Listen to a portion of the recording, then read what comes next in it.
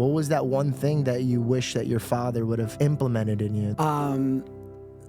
Don't eat seconds. No, I'm kidding. We watched your show growing up. Now you're watching ours, I bro. totally am. All I remember is walking by Matt Damon and looking at his face and thinking, wow, that's very believable.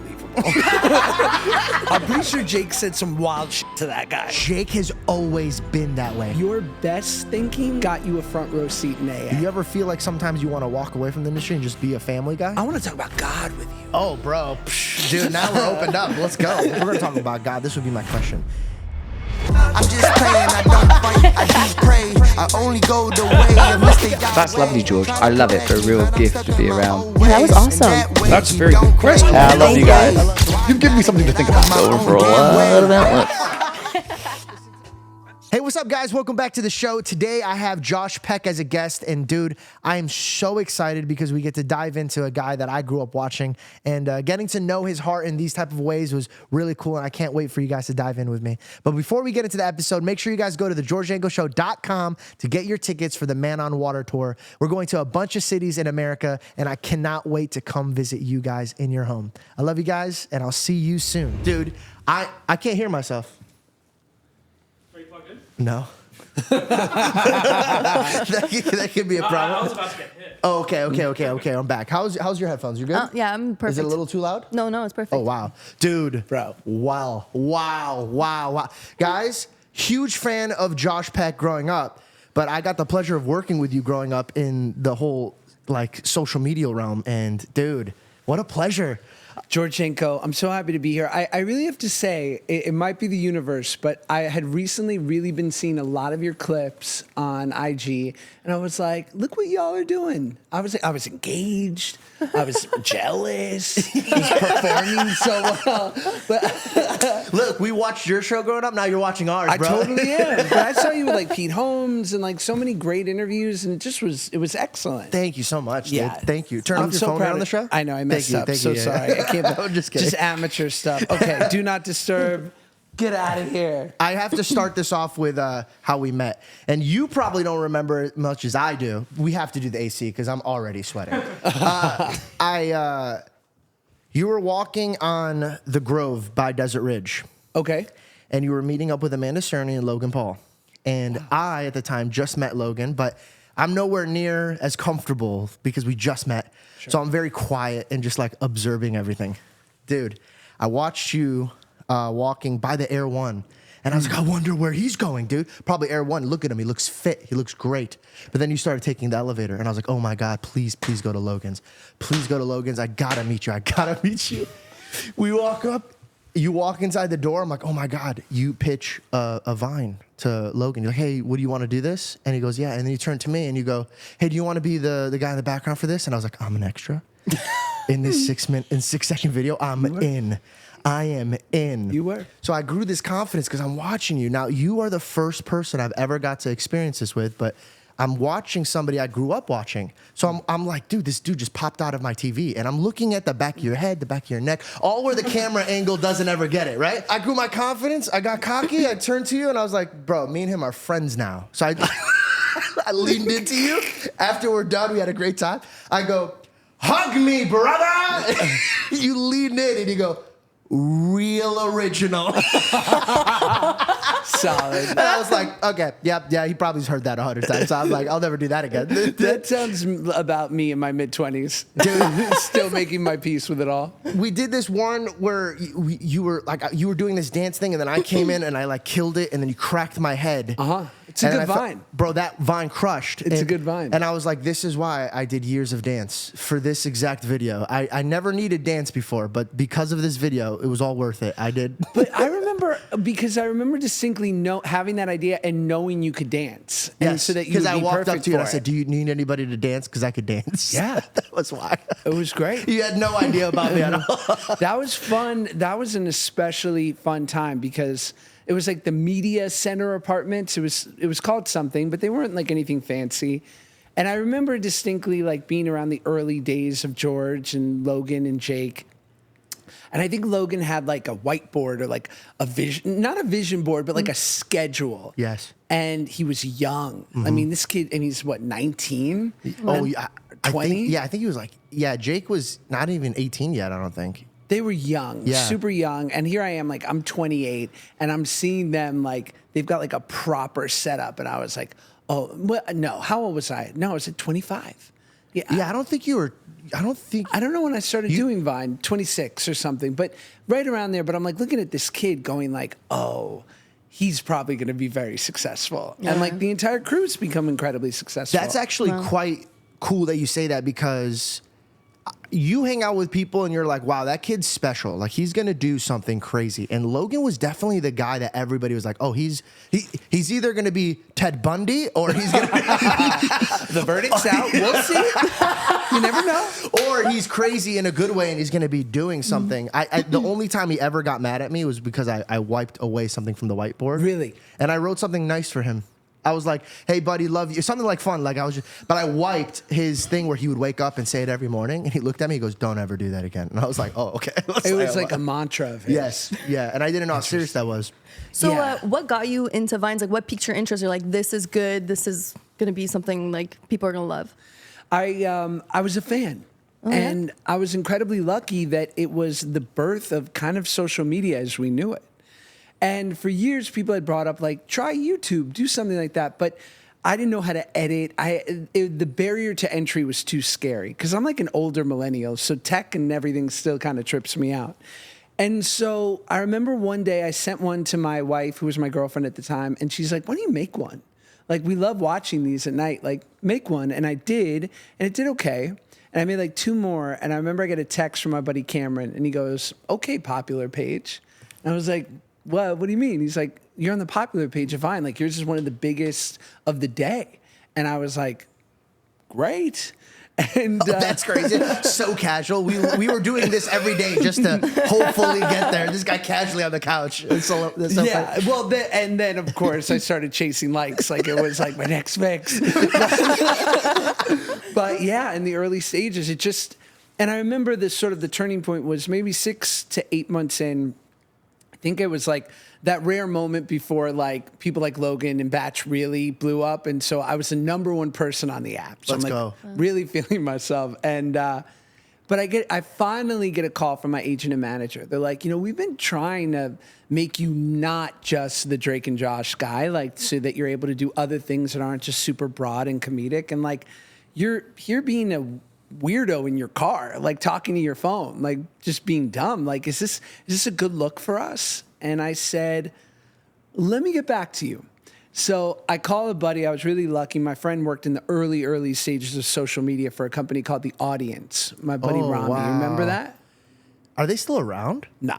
That is like before Studio 71 was like even anything. Really early. Really early. And I called him and I was like, Rami, what do you think? And he's super smart. And he's like, listen, don't let anyone tell you they know what this is, because I work in it and even I don't know what it is.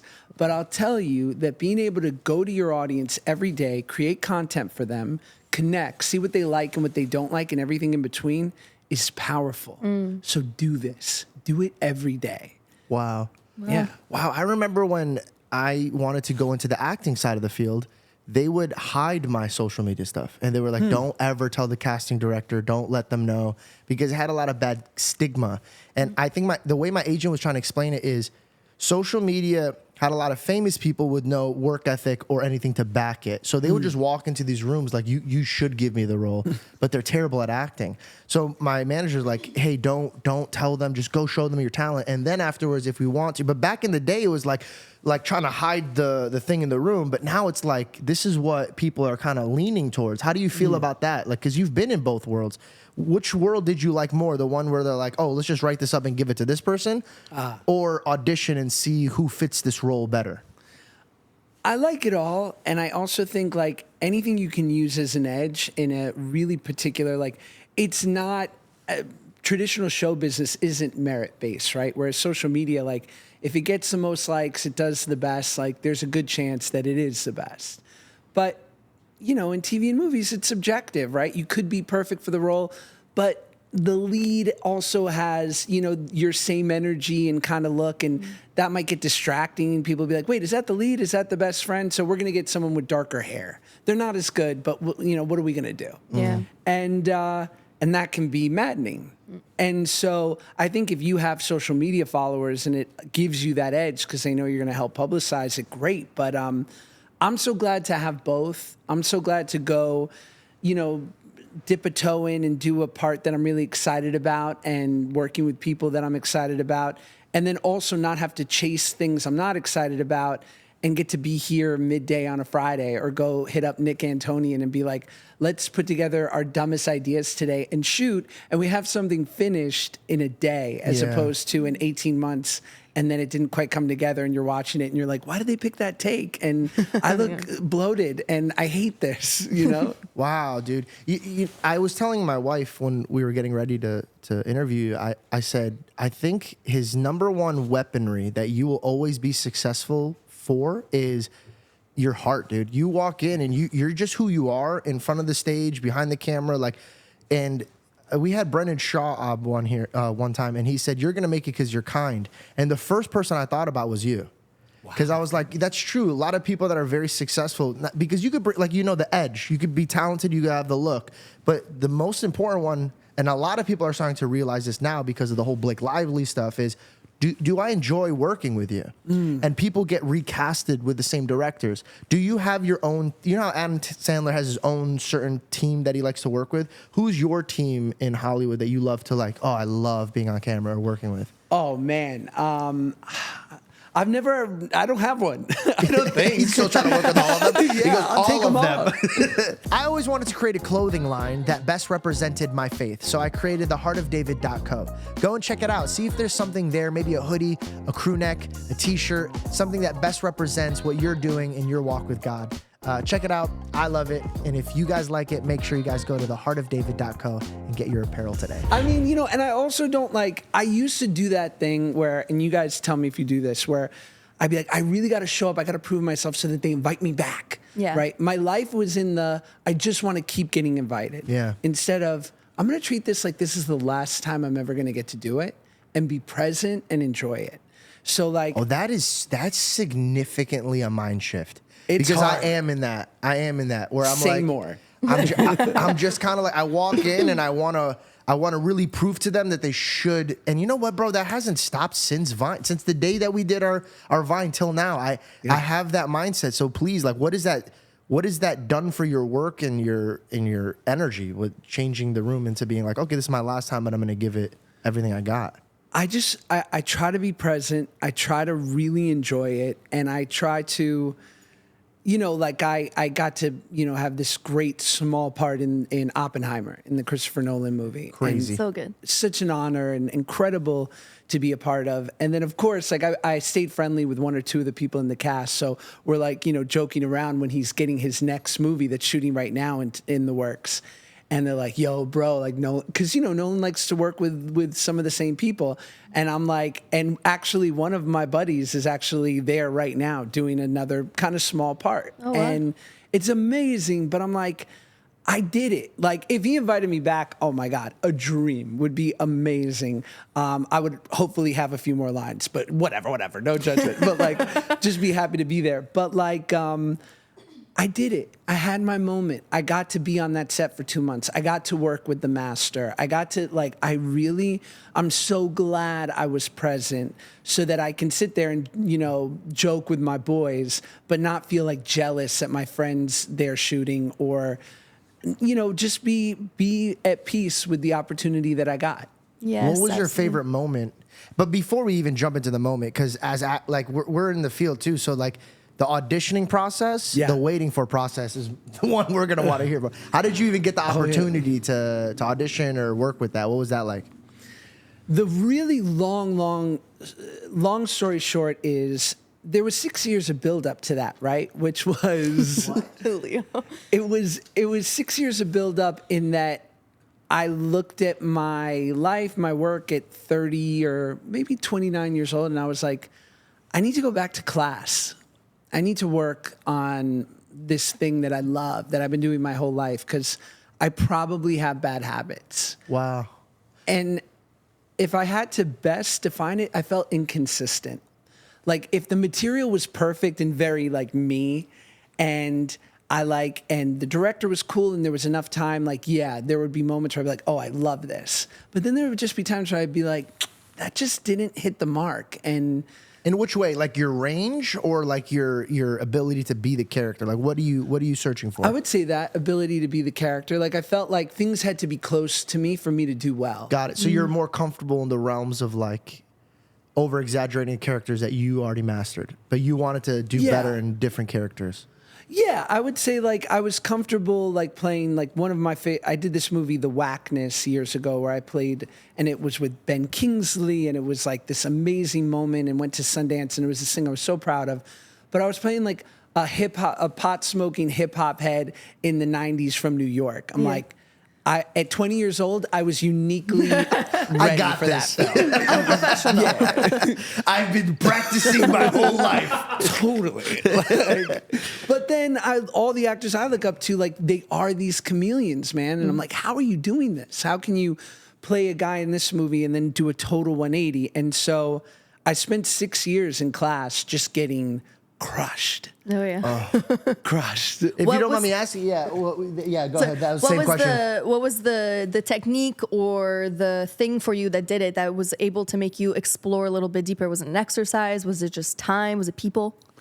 It was, I had this dirty little secret I was carrying around that I was lucky enough to have a really nice amount of rare success in this business up until that point. But I felt like I'd never done the work. Like the great plays that you hear about in conservatories, and just like, I didn't feel like I had that strong foundation. I knew I could fake it, but I wasn't quite sure that if I was put to the task, if I had like all the tools that the people I looked up to seemed to have. So I went to this teacher who, her name's Sharon Chatton. What's going on? I'm so sorry. Could you get... This is my spirit animal right Oh, here. you love His cats? name's Love it. Leonardo DiCaprio, by the way. So Cute. thank you. As I'm going to be honest, I lied to your wife when I first got here, because when you opened the door and you were like, come on in, and I saw the animals, I ran to my car. I said I had to get my phone. I got Allergy meds? Zyrtec. I got allergy meds. Oh Can my we get rid of him? Can we get rid of him? dude. No, get I'm rid going of to be him. fine. I took the Zyrtec. I know, but This episode is sponsored by Zyrtec. Do you have allergies? Are you Jewish? You're Jewish like me. he said, Try Zyrtec. I'm gonna go grab my Stop. You're so sweet. Yeah, he literally looked at me. He was like, oh, actually, I gotta grab my phone. I'll be right back. Be right back. And he like ran. I dry swallowed. I didn't even have a drink. I chewed it. Are you serious? They're like, oh my God, he's addicted to drugs. I'm like doing rails of Zyrtec. I'm like, Oh man, That's so funny, sorry. dude. I'm so sorry about that. No, We should- they're great. We should I start took the telling our pill, it guests that works. we have Yeah, before. a herd of animals just running around. We should. Dude, I did a show. Tommy, No, move, bro. Tommy's great. I did a show called Turner and Hooch on Disney Plus. It was like the movie. It was a Tom Hanks movie from the '80s about a hard charging detective and his crime fighting dog. And this was 150 pound. Don't worry, it's canceled. This was 150 pound French dog du Bordeaux, right? French Mastiff. And I remember when I like had my first meeting for the part, they were like, "You're not allergic to dogs, are you?" And I was like, "Me?" Because that's what you learn. In my first days of acting, I'm 10 years old, auditioning for commercials in New York, right? And they would say, what are your special skills? And I'm like, skiing. Never been skiing. Yeah, of course. You just say whatever. Like, Everything. The rule is say yes, and if you get the part, learn it. No way. 100%. Wait, 100%. this is a real thing? Yeah. Yeah. Bro, I didn't know about this because I just watched an episode of Friends where Joey was doing this. And then the end of the episode was like, could you really drink a gallon of milk in like 1 minute? He goes, oh no, that's actually true. I could actually do that. But for my resume, because of that episode, I only put things I was really good at. Because I was nervous that I would get caught up like that. I mean, but it's you guys better. are lying for fake it till you make it. I put things on my resume I've done once. You know, I was like, yeah. I'm Volleyball a player, savant that's at me. this. Like a horseback riding. Yeah, right. What? I grew up in New York City. Are you nuts? I didn't learn how to ride a bike till I was 19 in a Costco. Kidding And it was me? only because I told them I know how to ride a bike, so I had to learn how to ride a bike. Oh my gosh. That's so funny. We interrupted your flow when you were talking about building your character. And so we Yeah. want to go back to the movie that you got ready for. So you got your skill sets up Yes. And you now have a lot more tools that you want to implement. Sorry, I'm trying to use bigger words. It's good. I'm having this toilet paper vocabulary thing. I'm working. I saw it. I like it. So, when you get the audition, what was your first thought that you had? So, I'd spent this time getting ready, and I felt really solid about where I was at. And it was all to get to this point where I was like, listen, I have no idea if I will have the ability of like the people that I admire, but at least I'll know that I did everything in my power to have all the tools. So I can never say, oh, like I didn't do enough. I did enough. So the audition comes and it's a monologue, basically a 2-page monologue from a different movie playing a professor who is giving this sort of dissertation about, space and atoms splitting and like, pretty dense because, we're auditioning to play scientists. And I work on it and I put it together and I send in the audition and I jokingly write to my agent, I'm like, listen, I don't get parts like this, but I think this is pretty good. But, call me when they're making American Pie 5. That's so funny. And I'll never forget, 2 weeks later, I get a text from my agent, and she writes, Nolan saw your tape. He likes you. We're in the hunt. Whoa. And bro, by the way, why do agents have like the coolest ways to like They deliver? do. They practice right? We're this. in the hunt, bro. Like, this is okay. So where were you, and how did you feel? I was just in my apartment, and I remember I got it. And the truth is, in this business, you have to subsist on hope, and you have to take these little signs that you should keep going. And sometimes it's just a callback. Even if you don't get the part, sometimes it's just like a really nice compliment from someone you respect. Not some BS, just lip service, but someone seeing you and being like, I like what you're doing. Like you're moving in the right direction. Because sometimes that's all you get for 6 months, a year, 2 years. So I knew in my head, I'm like, it's got to be enough. He liked you. That's it. You don't get it? Okay. But the master liked you. And then every 2 weeks I would get a call. You're still in the mix. They're still talking about you. They're casting the bigger roles. And then it comes out like Matt Damon, Cillian Murphy, Emily Blunt. And I'm like, there's no roles left. I didn't get it. But almost 3 months after I auditioned, I got the call, like, you got it. And you're going to New Mexico for 2 months. And yeah, it was cool. So you get that call. Yeah. Okay. Now, what is that feeling like? Because think about this. So it's not like when you go on the popular page, because to you, you're like, oh, this is cool. Let me just fiddle with this for a bit. Sure. This is somebody that you're in the industry. You're always moving into the rooms being like, okay, like, I just want to be invited back. Now you changed your mind. You build on who you are. You got accepted by somebody that's great that you were waiting for. Yeah. Are you nervous about going to the set? Or are you like, no, they liked me. I'm ready for this. I'm ready to go. I'm nervous. I'm nervous, for sure. Dude, I will never forget this moment. There's a scene where Matt Damon has to be really annoyed because we as a scientist are taking too long to figure this thing out. And we're walking down the hall, and just the scene was us walking down the hall and him sort of glaring at us with this stare of just like, get it together. And all I remember is walking by Matt Damon, looking at his face and thinking, wow, that's very believable. Totally. What's it like working with Matt Damon? Great guy. Really? Yeah, on the last day of shooting, I remember just randomly we were all in it was me and like 2 other actors and Cillian and Matt, and we had lunch together. Like there was nowhere to go like back to trailers or anything. We were sort of stuck in this one room. And we just ate lunch and shot the shit. I asked him questions about Good Will Hunting. Bro, okay, I was going to ask you about Good Will Hunting, but I was like, what? He's not going to answer that. But then you asked that. So please, what was the question you asked and what was his answer? I think the great, bless him, the great Robin Williams had this really funny joke when he won the Academy Award for Good Will Hunting. He said to Gus Van Sant, the director, thank you for being so subtle, you're subliminal. Like, and sort of the thing about Gus Van Sant is that people say is he's so great at casting that he just kind of says, I cast you for a reason, go forth and do your thing. He's not really like super hands-on. He lets the actor do the role.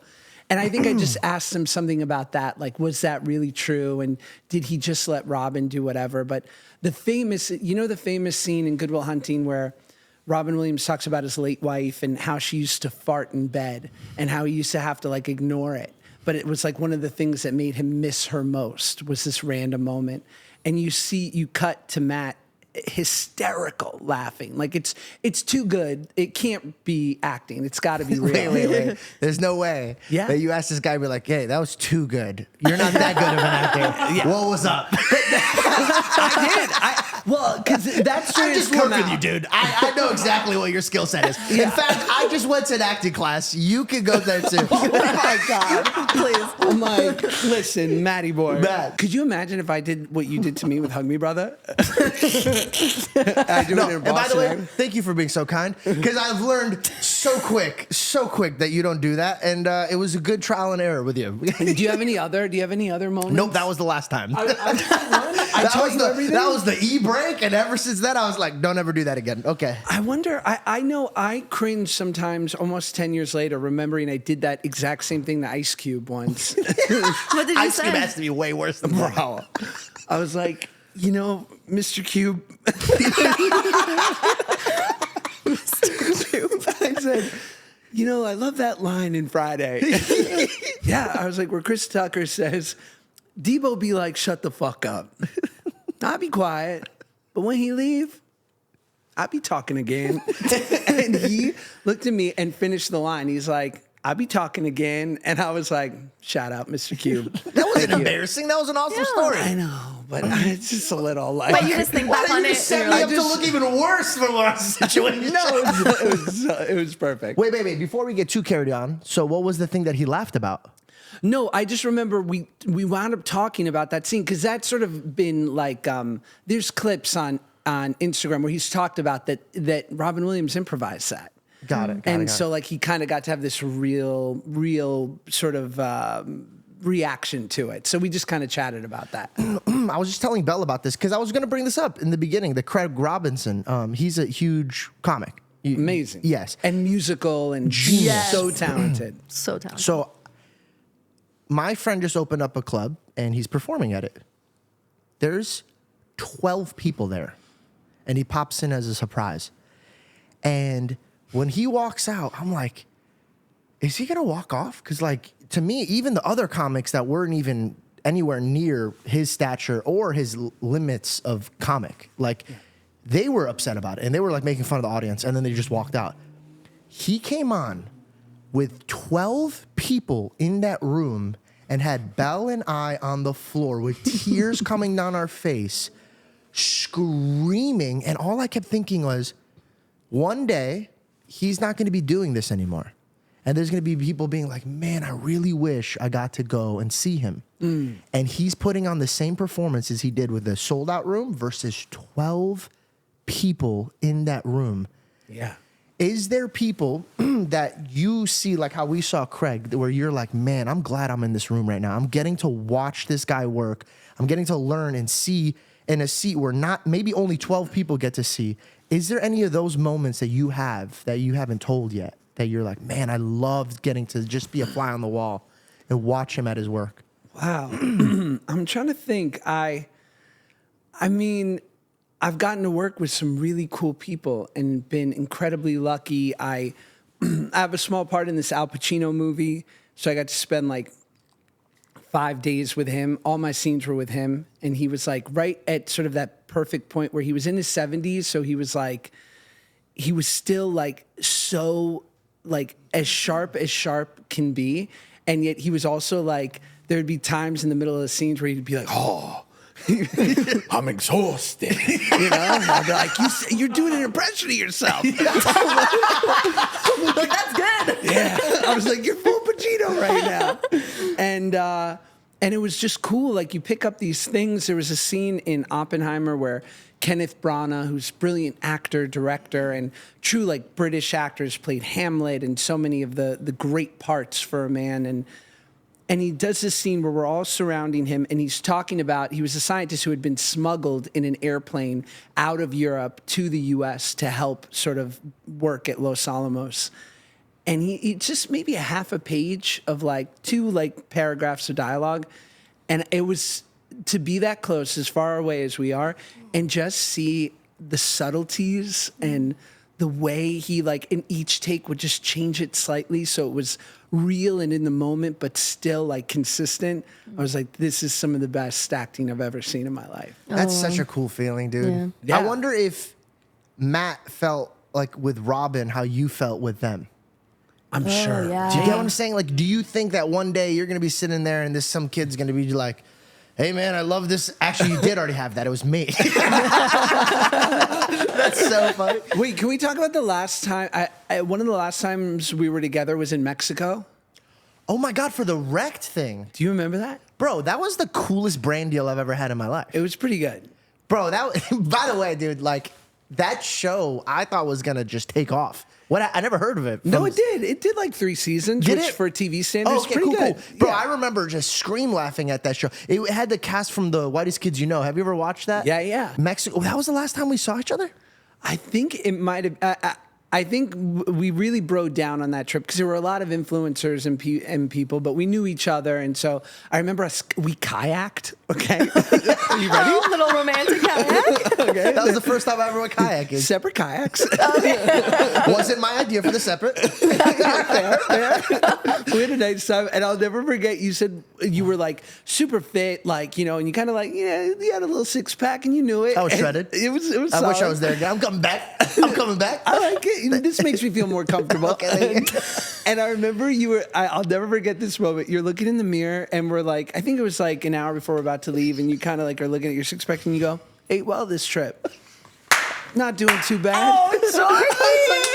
You want me to dab? Hey, this morning, I'm looking up like, not too bad. Gluing is not doing too much for me anymore. That's so funny. That's No, cool. Wait, what were you guys doing in Mexico? What's this wrecked show for people who don't know? it was a TBS show. It was a really, really funny show, and they picked up a bunch of influencers to come and like promote it. But it was like, bro, it was luxurious. They like brought you, and you could bring a guest. At the time, it was your girlfriend, right? Not even fiance. yet. No, I brought my buddy. I remember like, I don't know, I think she was working and couldn't come. So Oh yeah, I brought my buddy too, Greg. Oh yeah. Dude, by the way, when we went kayaking on the beach, it was like this secluded area. There was nobody there. There Yeah. was not one person on the beach. It kind of felt like we had our own island. It was really cool. So nice. It was really, really cool. What was it like going from? Because the last time we met you. The last time we hung out, you weren't even married. Now you're married with a third child on its way. Yeah. What is the difference between that Josh that I was hanging out with versus this one now? Is there like a world shifting dynamic that you had that you're like, oh, I feel a little bit older and wiser, or like I'm looking after my kids in this way? Like, is there a difference, or you're like, no, I just have kids now and I'm just watching them? Oh yeah, I mean, I would love to hear from you guys too. I'd love to hear how you met. I want the whole backstory. I'm great. I'm great at a dinner date. It's everything. I mean, it's a cataclysmic change, and it's a thing that I always wanted. To be honest, I don't want this to sound like flippant. I didn't know I would. I didn't always know that I would be married. To be honest, maybe that's just being from a single mom. So like the traditional family unit was not modeled for me. So it wasn't something I aspired to, but I always knew I wanted to have kids. And I knew I didn't like being an only child. Like I was lonely. Yeah. And so I always knew I wanted to have like 2 or 3 kids at least. And then obviously I met my wife, and I knew almost instantly, like, this is my person, and her family is incredible. And it just all started to make sense. But yeah, I love being a dad, and I love being around right now, because they always say, Brendan Schaub, I think, is quoted saying this, like, you kind of get them till they're 10. Like, because that's when they're obsessed with you. And then when they get older, it's wonderful new challenges and new experiences, but they're in sports and life and academics and their friendships. But 10 and under, they're your dude. Right. And You're like it's the the coolest best. person ever right now. Yeah. Are you attached to one more than the other? Is that a true thing or no? I thought so. It's not? so at first. When my second son, Shai, was born, I'm like, you're all right. No way. At first, you're just like, I'm so cool with Max.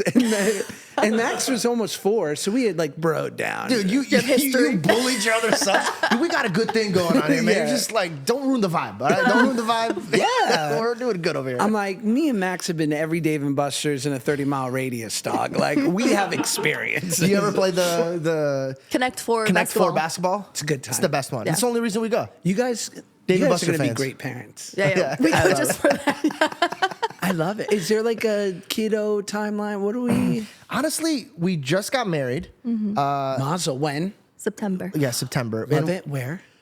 In our house in Arizona. So when we got our dream house and we were like, hey, we really stepped closer to the Lord. And so we just talked to each other and like, we don't want to move into this house like not being married. We felt like we should be married in this house. Like that. And we had we actually were just talking about it yesterday. Like the greatest day of my life was my wedding day. It was so intimate. The right people were there. It was so like something that I'll just remember for the rest of my life. And I also like the fact that this is actually funny. If me and her, which we barely do, but if we ever get in an argument, right? And you know that argument that gets annoying and you're like, I just need some space. Let's just go away. Oh, yeah. It's hard to be upset with somebody when you go out into the backyard to get some space and you're looking where you were sobbing and you promised to be with her for the rest of your life. Like that area that we had our matrimony was where I'm sitting there like, just like, maybe I made the wrong day. You know what I mean? But then you can't do that when you're sitting there and you're like, you know, I weeped over there for a long time. And then you just go back inside and then you just like rekindle. But it's like, It was such a beautiful, like, intimate day. And, you know, like having the memories of, like, I had my girlfriends in our bathroom. That's like the bathroom that we get ready in every single day. And like, we're all in there together and like sharing those special moments and hearing a knock on the door from my dad. And he's like delivering a little note that Georgie wrote me. And then like, while I was getting ready, he was in the backyard with his best friend getting baptized in our pool. Wow. Like it just, that whole day was filled with so much like magic and like God was so present in that day and like nothing can replace it. Oh my God. Thank you. but Is that a thing, getting baptized on your wedding day? no. I know it usually happens at birth. I just, you know, you'll know this more than anybody. When you're in this industry, you have to anchor yourself to something. Sure. And I anchored myself to God. And through that, I found so much peace and joy. And then through that process, a lot of my friends felt it as well. And so my best friend wanted to get baptized. And when he wanted to get baptized, I was just like, dude, I got to take this moment too, because I was a baby when I got baptized. So my parents were like, yeah, it's okay, you could go. And we got baptized. And the whole day was just, it was like, I truly say it was like a gift from God. It was the most amazing day. But to circle back about if we're going to have kids, Belle and I are like already mom and dad without kids. And so we know that when the time comes where she has a child and like just that baby comes into my hands, I'm not going to be able to think about anything else more. Yeah. And right now I feel like I need to do a little bit more foundation building. That way me and her don't have to let go of our dreams so we can make sure that they have theirs. I want to make sure that we're supplied so that way when they come out, we're not worried about what's going on with us, because this is a volatile career. Like one day I could be doing really well. The next, it's like I'm not doing well at all. So I've been planting, getting a good amount of real estate, making sure that if God forbid this stops, that the bread on the table doesn't for my kids. And that's why I want to make sure. Yeah. You know, religious Jews basically do a version of baptism every month.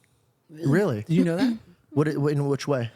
Well, I believe men have a version of it as well, but I know women who are Orthodox in Judaism do something called a mikvah, which is once a month. It's sort of like a dip in a holy bath in a female, like basically an all-female spa in a sort of blessed body of water, and they sort of like do a cleanliness, sort of just a cleansing.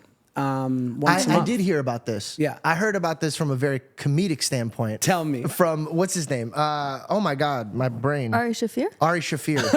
Anything I know about Judaism is from Ari Shafir. So I got the very funny watered down version of it. That's perfect. That's awesome. No, that sounds so Listen, beautiful. I think it's like a time. I mean, I don't this is the first time I'm hearing of it, but yeah. from what I can put together, I feel like it'd be a beautiful time to meditate with God and reconnect and kind of be centered, with him. So I think that's really beautiful. And you can also do it in a body of water. Like you can go into the ocean and do sort of the same version. It has the same sort of religious value. Oh, amazing. Yeah. Oh, I love that. I want to talk about God with you. I love the clip. Dude, now we're opened up. Let's go. If we're going to talk about God, has there ever been a time when you were a kid? Bro, like this is a deep question, and you don't have to feel if you don't feel comfortable, you don't have to answer this. But if we're going to talk about God, this would be my question. In a very godless atmosphere where you're just basically either chewed out or spit out, and a lot of children grow up very, very broken when they're in this industry because they're a product of their environment. Has there ever been a time when you were younger where maybe family or the industry wasn't fulfilling your heart and you called out to God? I think I feel lucky, right? My access point to God and spirituality is the 12-step program. So I got sober at 21 years old, and it's not a prerequisite. Like you don't have to have a higher power, but it's helpful. Yeah. And so it's allowed me to sort of look back at what was my relationship with God before that. And I think I always believed in God. I just wasn't sure he was a fan of me. Like I wasn't sure he was aware of me. Like I didn't wrestle with it. I believe that there was some higher thing at play here. But, and for the most part, it felt, when I did think about it, it was punishing. Like I had done something out of character. I had lied, cheated, stole, and in the way we do most, high school kids, young people do, like done something out of character that didn't sit well. I mouthed off to my mom or whatever.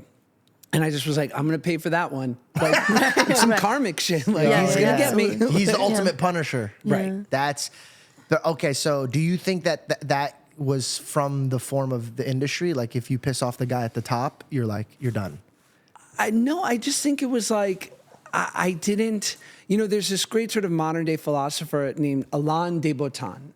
And he talks about that when you have kids, as early as 2-3 years old, we're teaching them, basically as soon as they get teeth, right? You're teaching them about oral care, right? Like hygiene and how to brush their teeth, and then how to, in the bath, how to wash themselves and like comb their hair and do all these things. And we teach these things, and it's an imperative before they're 5 years old. We don't really teach kids about spiritual health in many respects, right? A connection with something bigger and access points, however they find their journey sort of reveals themselves. So I just didn't have it laid out except for very sort of typical religious sort of, you go for Passover and the high holy days, but there wasn't really an access point at a young age, Hebrew school. And so when I finally got sober and I started to understand it, for me, it was revealed that there was an opportunity to act godly right now, like right Amen. Here on earth. And when I act out of character, what I'm doing is I'm robbing myself of that sunshine of the Spirit. By the way, right? This is biblical terms you're saying. Exactly. This is crazy that you're saying. That's very, very Proverbs.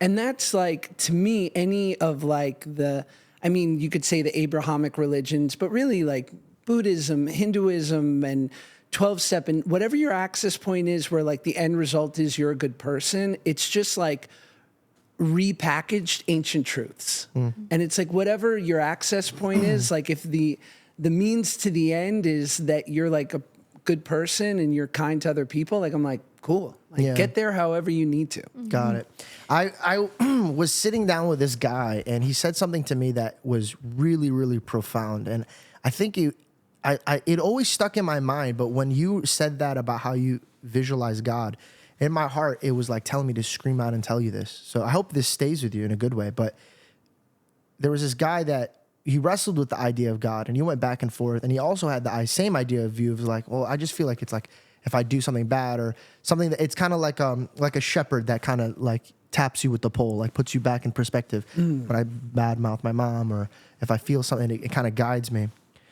But the difference between him and one who like runs to God, even with good news and bad news and all this stuff, that really son and father relationship. And he goes, I don't understand what's missing.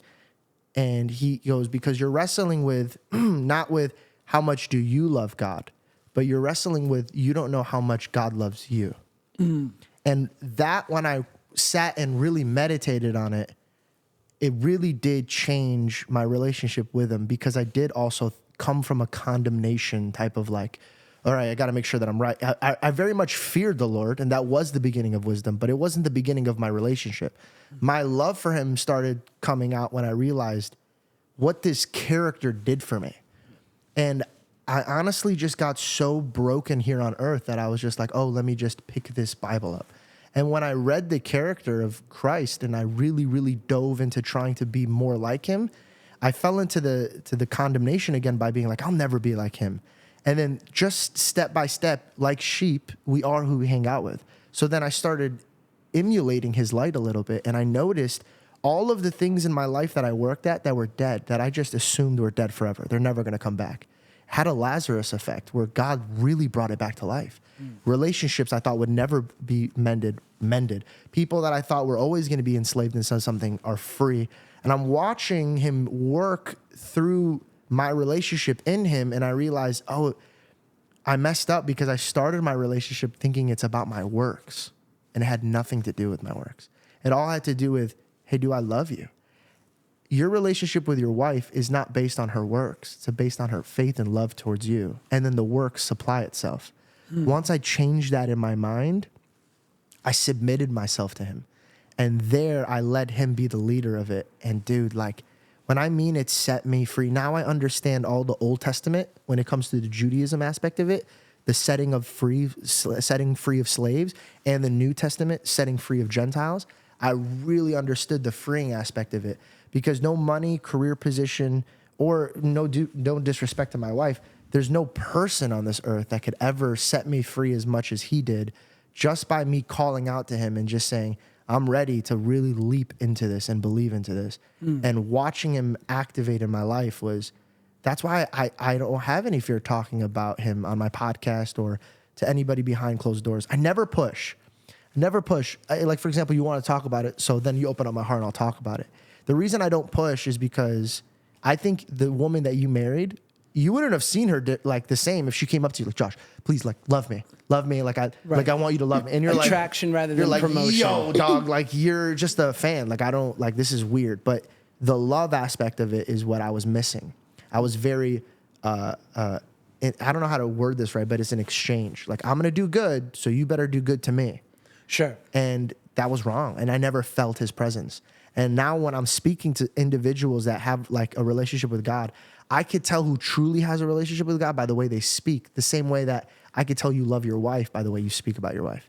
Versus like, yeah, no, my wife's in the kitchen right now. She's cooking for me. She's good meals. Great massage. You want a massage? I'm like, dude, chill out. Like, she's not a servant. Like, she's your wife. And I had to literally rework this aspect in my brain. And now I understand that, like, there's a Bible verse that always screams out to me. And it says, seek first the kingdom and then the rest shall come. And it's such a broad statement, the rest. What's the rest? And it's truly, it's everything I've ever wanted and more. I'm in not need. And that has seriously set me free, just having a relationship. So if you ever ran into the time in your life where you're like, oh, I really want to dive into this, we could always grab a dinner or we could always hang. And I would never shove the Bible in your face. I would just explain to you how much God loves you. And then from there, you would want, if you would want to know about his character, that's when you guys go off on your own. It's kind of just like introducing you to somebody. Well, I guess that was certainly my thoughts early on. And I think recovery allowed for me to have my access point into spirituality. And, you know, my wife's Irish Catholic, I'm Jewish, right? And so, you know, she says Catholic prayers with my kids at night sometimes. And initially it did strike me just because it was more foreign to me. Growing up, like, we didn't say in Our Father or what have you, right? We said Baruch atah Adonai Eloheinu melech haolam, like we say Jewish prayers. And so, but what I realized is my wife and her family and like these beautiful people, I'm like, oh, we're just calling it different things, but we're talking about the same thing. It's the same practice. It's like a different perspective of it, but it's the same practice. I want to raise my son to be a good man, a good man to his neighbors. And so these prayers are just kind of like, as a joke, I mean this, it's like when Logan would look in the mirror and say those things about himself. as humans, we have to speak things into existence. Before you wanted to be an actor, you wanted to be an actor. You said it, I want to be an actor. So I think those prayers, or the ones that you were saying, you're just speaking out what you're wanting your temple to be and become. What do you think about, because in recovery we talk about, to what you were touching on before, this idea that faith without works is dead. In the sense of like, I heard early on when I got sober, like, your best thinking got you a front row seat in AA. So don't think for a while, right? Yeah. Just like sit down and listen. Yeah. Humbling. Yeah, just like sit down and listen because, you know, and I remember there was this old guy, he had like 60 years sober, and he was, and I would like pick him up and like, cause he was in a nursing home, he was in his 80s, and I would like take him to a meeting, and he, you know, fought in World War II, like great gristled guy, you know, he'd say like, I used to drink with both hands. You know, it's the best. And That's so funny. And he'd get in the car and he'd be like, you're here because of your mother's prayers. Amen. I believe that. Yeah. And he would say, turn off the radio and listen to God. Amen. Amen. I love this guy. I would love to have 2 drinks with him as well. And what I learned, you know, they would say, esteemable acts build self-esteem. So don't worry, don't overthink anything right now. Just help make the coffee, you know, stack the chairs, get busy. Like, you can't think your way into right acting. You have to act your way into right thinking. Amen. And that's how it was revealed for me. It's like, and I'd love to hear what you thought of this, because it's been asked to me before, like, the sure knowing of existence of a higher power of God, to me, it's above my pay grade. Like, I can't, my brain wants to go there and it wants to start intellectualizing things, right? Because that's how I like kind of start justifying and blah, blah, blah. I'm like, I just act as if God exists and somehow my life is better. I mean, bro, if I walked in and I put a gun to your head and I said, give me your money, regardless if you believe me or not, you're going to act as if I'm robbing you. So 100%. that transaction is going to be off of what your faith relies on. Right. So if a man believes that a God exists, then he's going to fear God and he's going to move in the ways of, if God existed, this is how it moved. That's why a lot of people are like, a lot of people say that their God exists, but if you look at their behaviors, you're like, well, your actions don't point that, because if that's true, bro, like your God's not just, because like you're doing very corrupt things, you're hurting a lot of people. So why would your God exist? Do you not fear your God?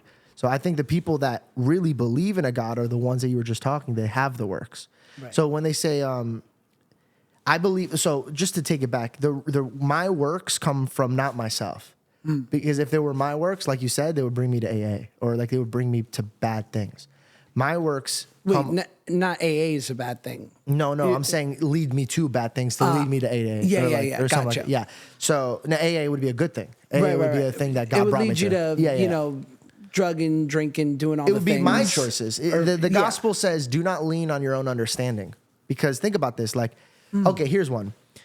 We will look at somebody that's doing something vile, or in a state where a group of people are doing something, to them it's normal, but to us we're like, yo, what's wrong with you? But from their perspective, they don't see it as wrong. From their understanding, they're like, this is life. Get with it or get going. Sure. From us, we're like, no, that's morally wrong. What's the difference between us is just a perspective. So if you remove your perspective and give it to God, God will give you the best perspective. So that was what humbled me, is I could sit down with so many people and I tell them, like, bro, I'm not a teacher. I'm just a student. I'm learning. But I learn from God and I learn from the scriptures, because he even says that nothing that I'm going through is uncommon to man. So 2,000 years ago, King David was dealing with what I'm dealing with. Not in a boastful way, but he's talking about lust. You can have everything, but you could also throw everything away if you're too greedy. There's 2 types of men in God's eyes: the one who is grateful and praises God, or the one that curses and wants more. Right. And so like, that's uncommon. I mean, that's very common. It's not uncommon. So these little practices that I had to adjust in my life taught me I have to be careful who I surround myself with. I was just with my mentor, and we were at his house, and he's very, very blessed. And on his properties are many, many acres. And he took me to the part of his ranch where he has a bunch of sheep. And he put me with a bunch of lamb.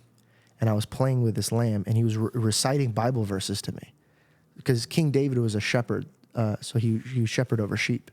And the Bible really jumped out. And I was like, man, these words, they have so much weight to them when you put them to the test. And I think a lot of people read them and they don't put them to the test.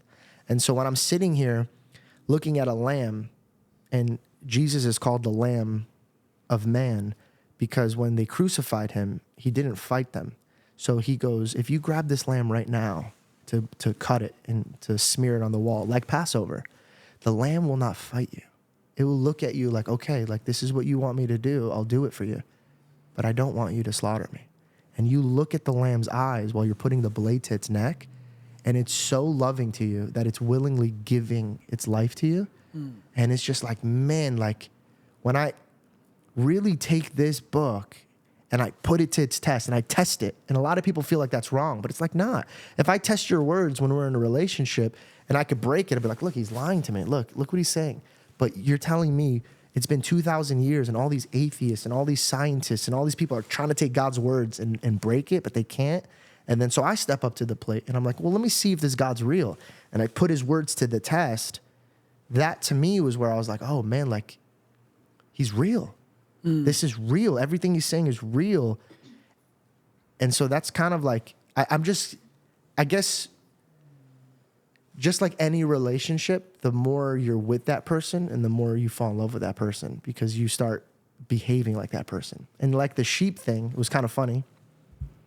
If one sheep was scared, all of them were scared. They were just like, but then if one sheep was like, I think this guy's kind of cool.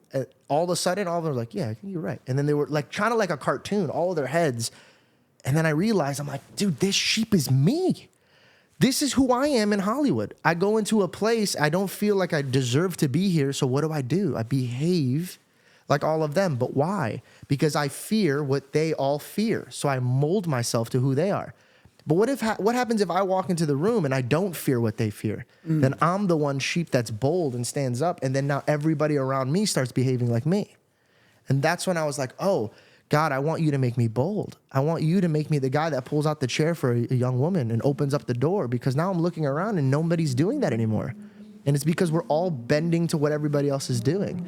So again, I have this saying, I try to preach every day, but if I have to, I'll use words. But I think that I know that my God is real. And if he asked me, how do you want me to preach? He'd be like, don't use any words.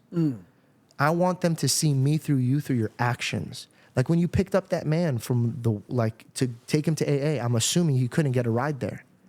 Yeah, it was a good thing. It was, to me, that when that man's in there and he looked at you and he goes, you're here because of your mother's prayers. Like, bro, you were an act of Christ to him. You took him to a place that he needed to be there and he couldn't get there. And you had it in your heart to go and pick him up. I think that you showed more of Christ in that moment than a lot of people that wave a cross in the air and they claim God.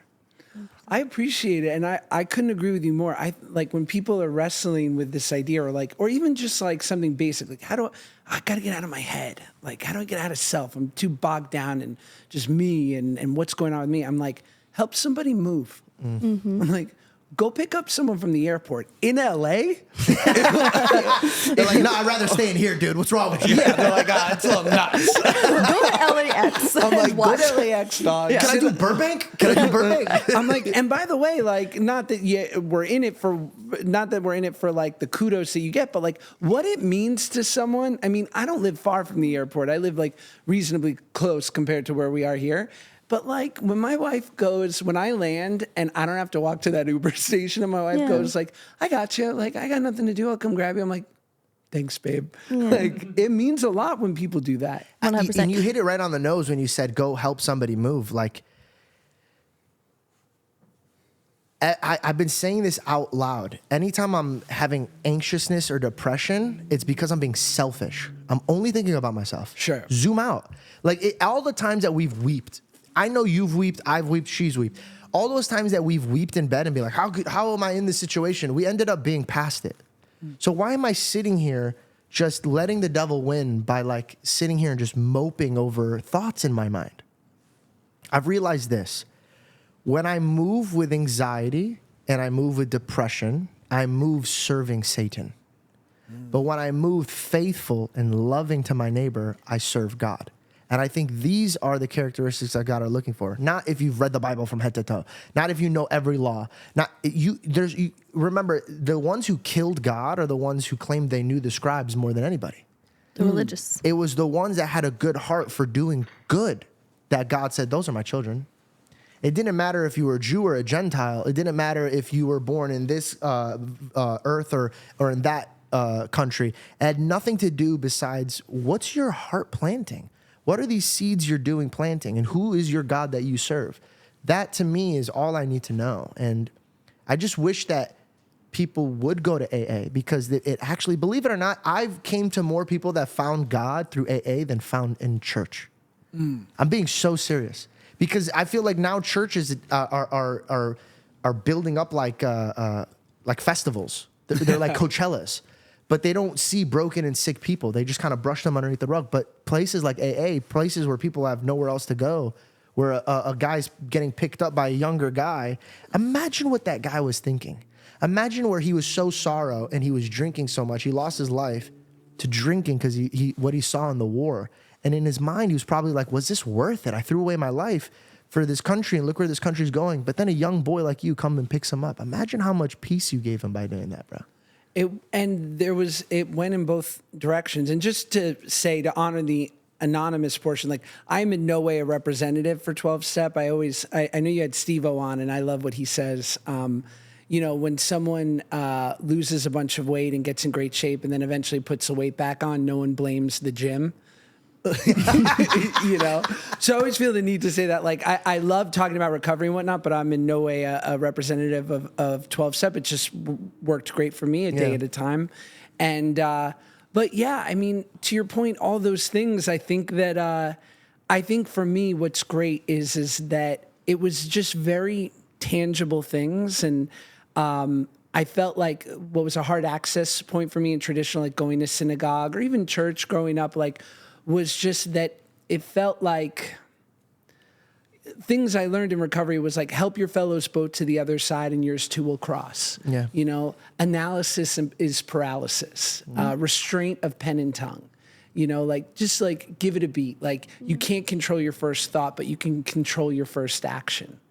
Simple things. These are deep things that if you hold valuable in your heart, they could sustain you. The gospel says a man could build out of straws or bricks, but when the storm comes, who do you think is going to last? The one with bricks.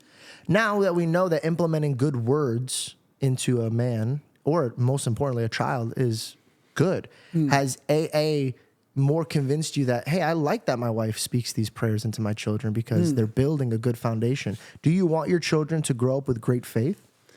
I think so, in whatever their access point is. And I think, to your point, first and foremost, it's modeling that. I work with this foundation called Feed the Streets, where 4 times a week, I try to do 2 times a week, but we go out and do feeds on Skid Row at MacArthur Park and just feed the homeless. I would love to be a part of that next time you do that. Anytime. Tuesdays, Thursdays, we're there at 7 a.m. on 5th and San Pedro. Ooh, that's early. Okay. Just imagine. That's good. No, but it's so funny because he was about to answer in such a real way. No, you could do it at... We do a lunch at MacArthur Park on Friday. Little Caesar's Pizza. It's so funny. But, that's I need the Lord. Literally. Noon, I could be there. That's so good. That's so funny. And I bring Max to the LA Mission and all these places just to Shy's still a little young, but just to model it and not to push it on him, but just to show him kind of, to me, what life's all about. Yeah. I think it's... Please go. I think it's really important that your kids have this example, because I think that, the same way that the relationship that we have with God, that's our Father. And so your kids get to see their relationship with their Father and the actions that He's implementing. And so for them, what's so beautiful is that their walk with their faith will be something that they can grow strong at a very young age, because you're able to reflect that for them. And the same way that you were kind of I wanted to add on from before, you were saying, you're I kind of just do these things that I think are good. I act as a good person, and you're my life is pretty great. And I think that sometimes, that's kind of what God asks of us, to have blind faith. in a way that we might not understand, we might not know. And sometimes it's not really for us to fully know or understand, because the things that God is capable and possible of, we might never be able to fathom. And so sometimes when we just move with blind faith that he is good and he will be good for our lives, he loves that, because then we're a trusting child. In the same way that when you tell your kid, hey, do this because it's good for you, they don't fight you on it because you're their dad and they know you know best. And aren't you like so grateful and so proud when they just go, okay, dad, you got it. Like, I'm going to do this for you. Right. And I feel like that's kind of how like God views us, that when we're just obedient children, he's like, wow, thank you for trusting me. Thank you for knowing that I love you enough to know what's good for you. Now here, I'll help you along. I'll move you along. Like, I'll give you peace. I'll give you joy. And I think that, like for me personally, I didn't have, maybe like you, I didn't really have a father figure growing up. Now we have a better relationship, but growing up, I didn't have that reflection. So I think it took me a little bit longer to fully understand like how much God loves me and how much this Father, this heavenly Father of mine, truly loves me with all his heart. And so for a long time, I did what you do. I just was like, okay, I see the fruits that God gives in people's lives, in George's life, and other people that I would see they had relationship with God. I'd see the fruit of their life. And so I just moved as if, God is real, God is good. I'm going to do what I think he thinks is best in my life. Sure. Even though I wasn't fully sure. And by just doing that, it's like he kept showing me glimmers of himself through my life. And it just became more and more clear that like he is the path to like a beautiful, fruitful, peaceful life, Yeah. And I think that it's beautiful that you're on that path. And so your kids will be able to, model that. I think, like a good life is the result of good living, right? And like your character is your destiny. I love that. Cause it's, and the beautiful thing is like, again, I act as if, right? Like when I pray at night, I get on my knees because I just humble myself to something bigger than me. And it's like a physical reminder.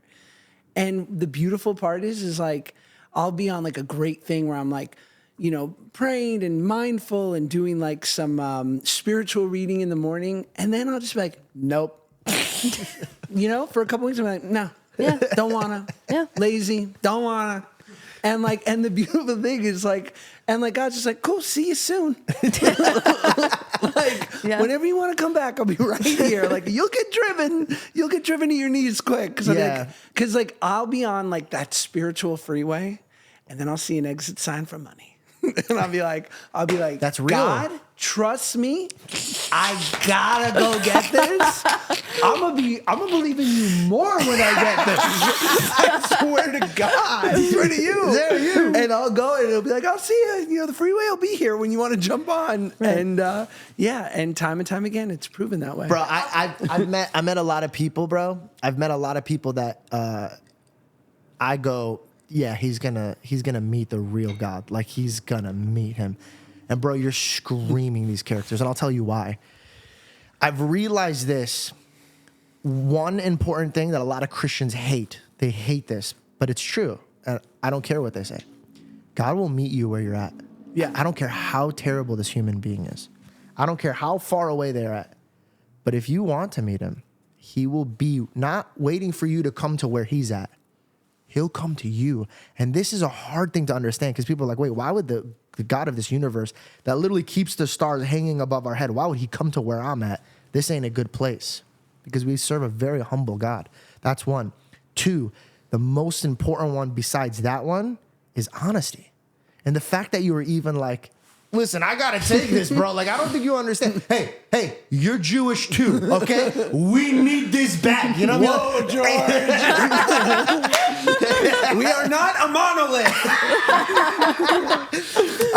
And so I think that honesty is like there. And I think that a lot of people think that they could hide their heart from God.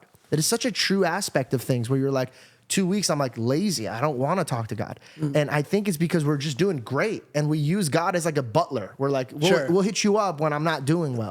Right. It's like a 1-800 number. Like, hey, yo, what's up, big guy? I hope you're not doing too much right now. I need help over here. And I always make jokes with Belle because there's times where I'm sobbing. And I'm like, God, I just don't understand. Why would you put me through this?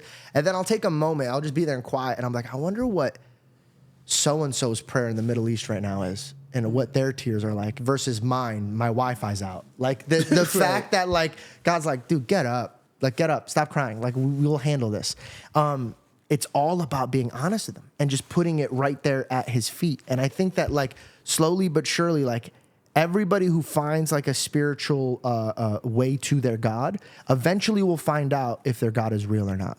And that's when the suffering is not leaving. And I think just kind of like when you were, I don't know what you went to AA for, I apologize, but I'm assuming drinking. Oh, please. Yeah. I was on everything but skates. I was having a good time. Cliche, anyone? Child star for one? No, yeah. I mean, I was just getting after it. But I also, like, obviously, as chronicled in my story, like, I was a really heavy-set kid. Like, my first foray into overindulging in things to numb my feelings was evident at 10, right? At Really? 11, 12. I mean, clearly, obviously, there are bigger people who it's either not a thing for them, like it doesn't affect them. They just have a love of eating and indulging, and it doesn't affect them negatively. But for me, I think what it revealed was at a young age, it just allowed me to kind of numb out and not think about things. And then I got in shape, but I had the same mind. And so then, What was that like? What does that feel like when you think that your happiness is going to be here when you're there, but then you worked so hard to get there? You got all the compliments that everybody throws at you, but inside you're like, wait a second, why do I not feel what they're complimenting me for? I mean, it's existence personified, right? It's like anything outside of myself is not going to fill me up. And it's also like, if I am not the problem, then there's no solution, right? All I have is power over me, right? So like, if it's out of my control and it's making me unhappy, then I need to change the way I think about it, the way in which I look at it. And did you learn that in AA?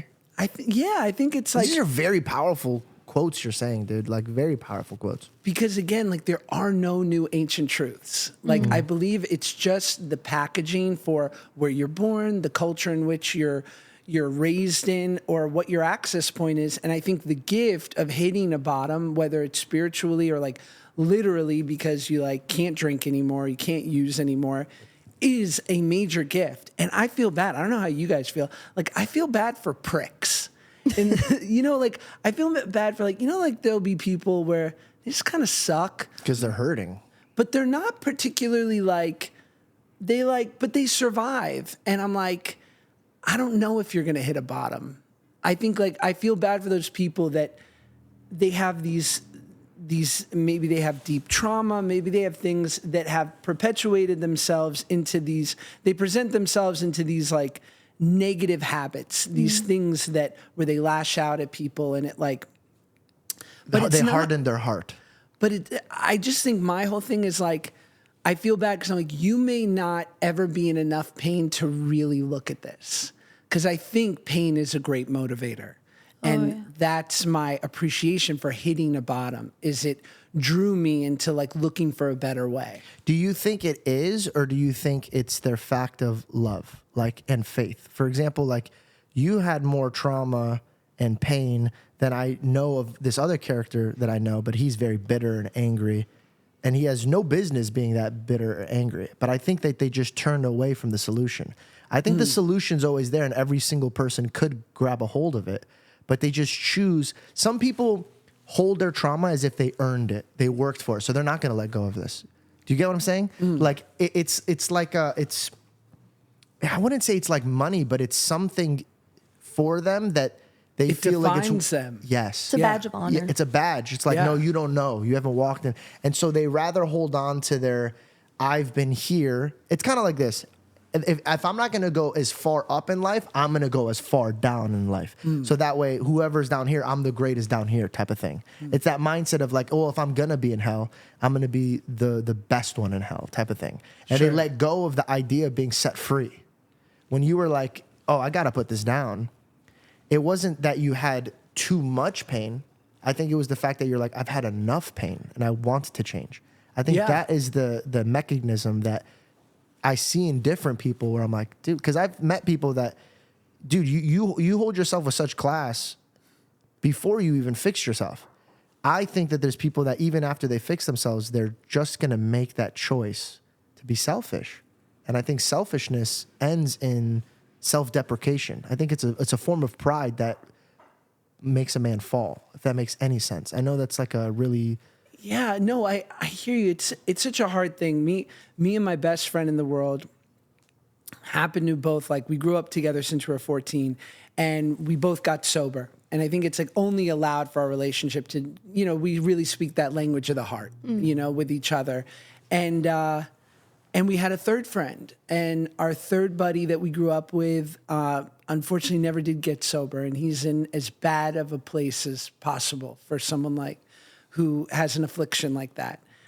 And we look at it, we think about it, like, why were we the lucky ones? And we both had moms who were like the greatest and, you know, really like did everything to try to give us a foundation of love. And, you know, your mom, you know, your mother's prayers got you in here. Mm-hmm. And our third buddy just didn't have that. And I don't think you can point exactly to any one thing. But that's a big thing, dude. We were lucky to have that love and support. There is a statistic, and I have to do my homework. I'm just going to throw out a number. I don't know if this is like 100%, but it was really big. It was like 80% of men that hold their faith, they got it from their father.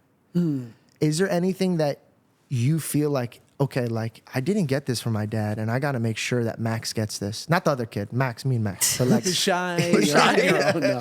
You're on your own, buddy. Bro, Shy's so flipping cute. It's starting to switch, Max. So you might want to start. Turns out you maxed out. I'm going back to Shy.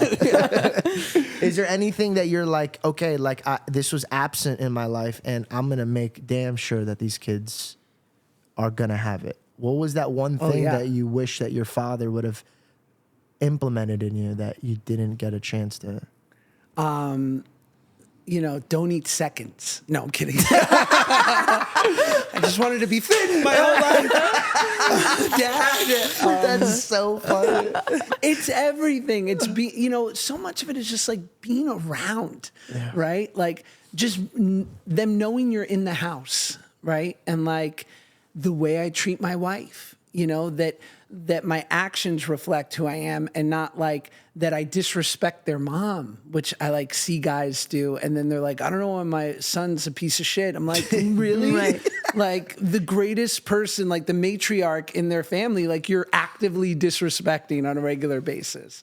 So I try to do that. And I was nervous. Like I remember my wife and I, we didn't find out what the gender was, right? And everyone in her family does that. And you know, I know we're more rare now, but I highly suggest it. It's very fun. Yeah. And so of Did course, you wait until it was was presented to you? Yeah. Oh, like you didn't even do like a later on, few months in? Nah. Wow. Awesome. It's so fun. I would assume. It's so fun. But of course, for, you know, almost 10 months, I'm like, I hope we have a girl. Cause like, I'm like, George, I'm razzle dazzle. You know, I'm a dancer. Like, You want to put on a show. yeah. I'm like, I have so much to give a little girl. Like, The episode ends, I'm like, what did he mean by razzle dazzle? you know, Very John Ritter of you. the baby comes out and I'm like, there's no business like show. I'm a musical theater kid. I went to Yeah. performing arts high school. I'm like, I don't know how to raise a boy. Like, I'm not great at throwing a football. And of course we have the kid, and I'm like, of course it's a boy. Because this is, to me, it felt like this cosmic comeuppance, right? Like, okay, now it's your turn to like raise men. And all the growing up that I had to do on my own, but I had amazing models. Like I have a big brother from the Big Brother Foundation that I've had since I'm 8, Dan. He was the best man at my wedding. You still talk to Dan? 30 years. Wow. 30 years this year together. And he's one of the greatest men ever, you know. I'll choke up talking about him. Oh, I love that. Because he just If you don't showed mind up. me asking, like, how did you meet him? When did he come into your life? My mom got me a big brother from the Big Brother Foundation, the Jewish Big Brothers Foundation. And he, every other Sunday since I was 8 years old, pick me up, take me bowling, take me to a Yankee game, get lunch. If you don't That mind me is the asking, sweetest. like, I never even heard about me this. You neither. never heard of Big Brothers? No. Or Big Sisters? No. Were you You know- asking for a sibling, or you just looking for How more old company? were you? I was 8. And were you already in the field and acting? I was living in New York doing like off-Broadway theater. Okay, but what not- made her feel like he needs like a brother right now? Like I want to. No dad. It was at that time when he kind of walked away. I never met him. Oh, I never okay. had one. Okay. So the entire foundation, you know the movie Role Models? Oh yeah, with Adam Sandler. No, Or not Adam with, Sandler. The guy, Sean William Scott and the guy from Friends, the Ant-Man. Yes. Thank you. Oh Right. my God, that's so bad. Who? Paul Rudd. Sorry, I'm so Rudd. sorry. Yeah. I'm never Great getting him movie. as a guest now. I'm just kidding. No. Oh, he's coming. Thank God. And it's basically the whole foundation is for a child who grows up without a mother or a father. They would get a big brother or a big sister, and the people are like really vetted, obviously background check, put through like 6 months of training. And I just think it's such a unique foundation because these people are giving the greatest commodity, which is time. Yeah. Yeah. And How old was so- Dan when he met you? Young. It's even crazier now that I think about it. I was 8, he was 24. 25. Wow. Like, could you imagine like being that selfless at that age? Like, Right. What a heart. Wait, Yeah. Did you ever ask him like what possessed him to do that? He grew up in a great family. I think like the spirit of giving and charity was big in his family growing up. And he was like, he works in finance, and he was like, I was like a young stockbroker working in the financial district, like all the typical pitfalls of like chasing money and fast life. And he said, it just occurred to me that this could be really meaningful to do. Wow. And so, yeah, he's been in my life, and he's been an incredible model. And then, honestly, my wife's dad, my father-in-law, Ken, who's just, 4 kids, and just, he's the guy that picks you up from the airport. Any time of day, any time of night, he's just there. And so I feel it's also about being aware of, like, if you weren't if you didn't get things in the typical way, like, how did the universe put things, how can you be aware of like, oh, I can get this. It's just from not the typical source. Yeah, but it will be provided. So I have those models, and I try to model it with my kids. And it's just about what I think being a man is, which is like showing up for people. Like, your word is your bond. I say that to my kid, even at 5 years old. I'm like Max, like, we keep our word. Amen.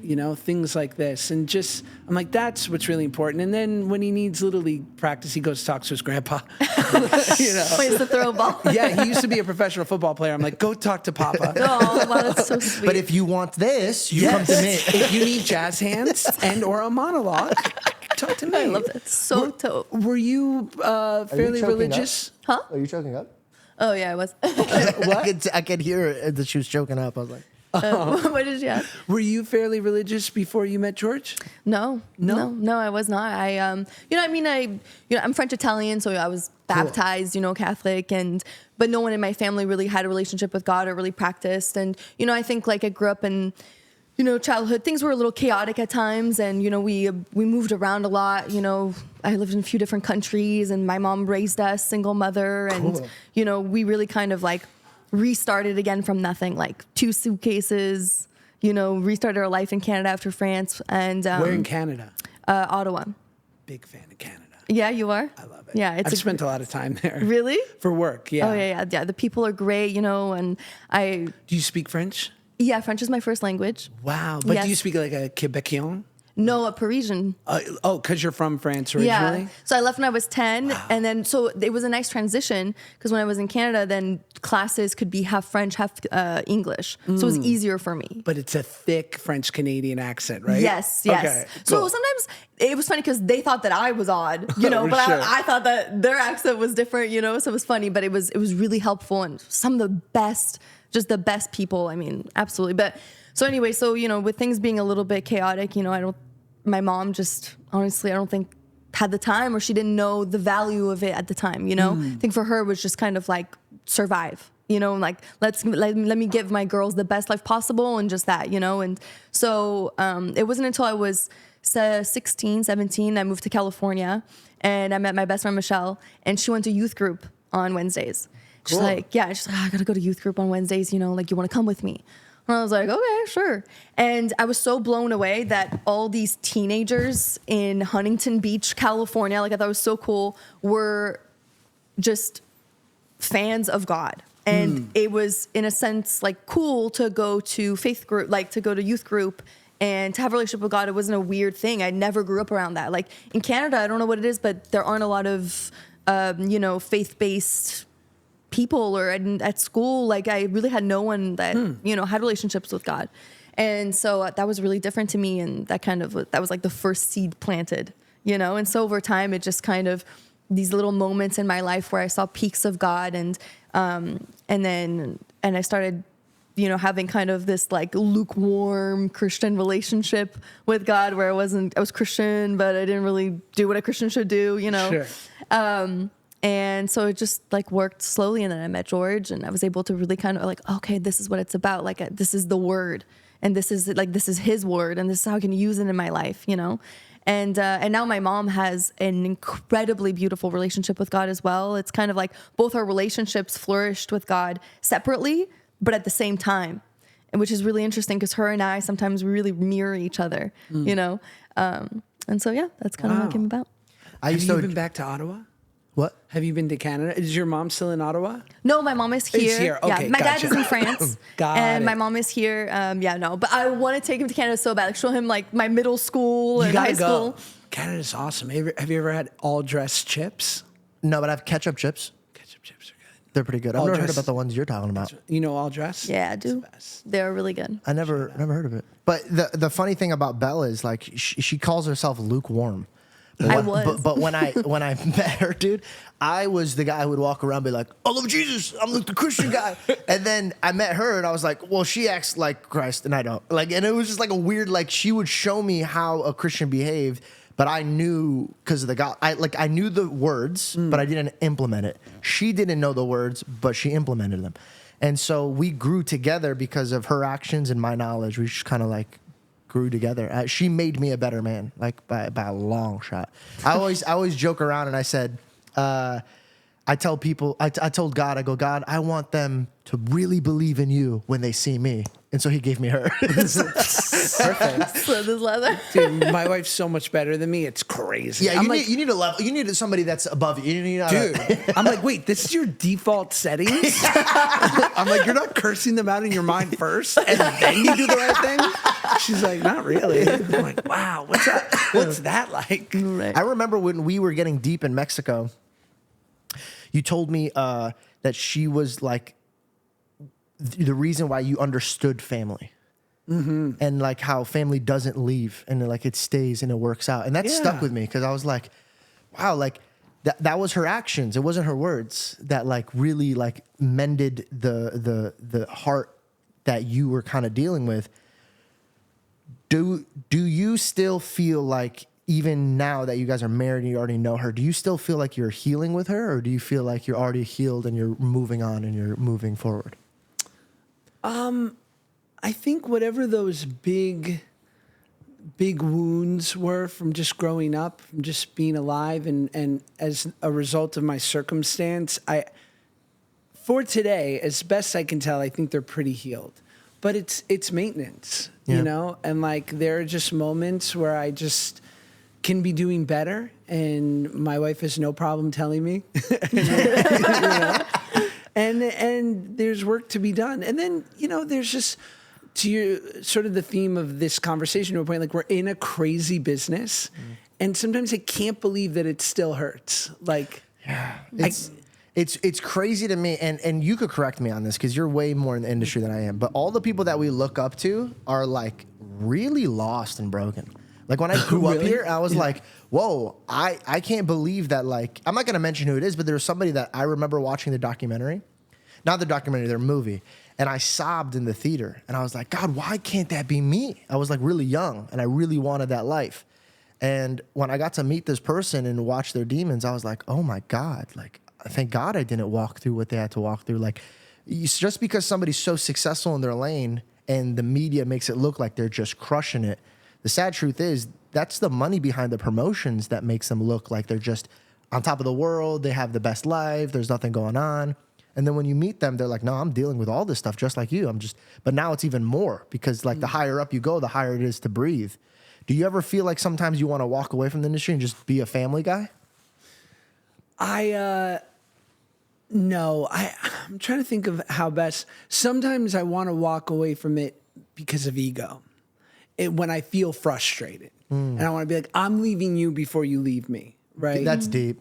Yeah. That's deep. And that's just my ego talking because luckily I've had some semblance, some version of success, and I've been incredibly lucky for 20 plus years. Like there's reason enough to believe like good or bad, I will find a way to survive in this thing for, till I retire, let's say. Like there's good data to support it. Maybe not, but there's data there. And maybe I'll never get to some heights that the people who I love and look up to get to, but it's like, I'm very pleased with what I've been able to do.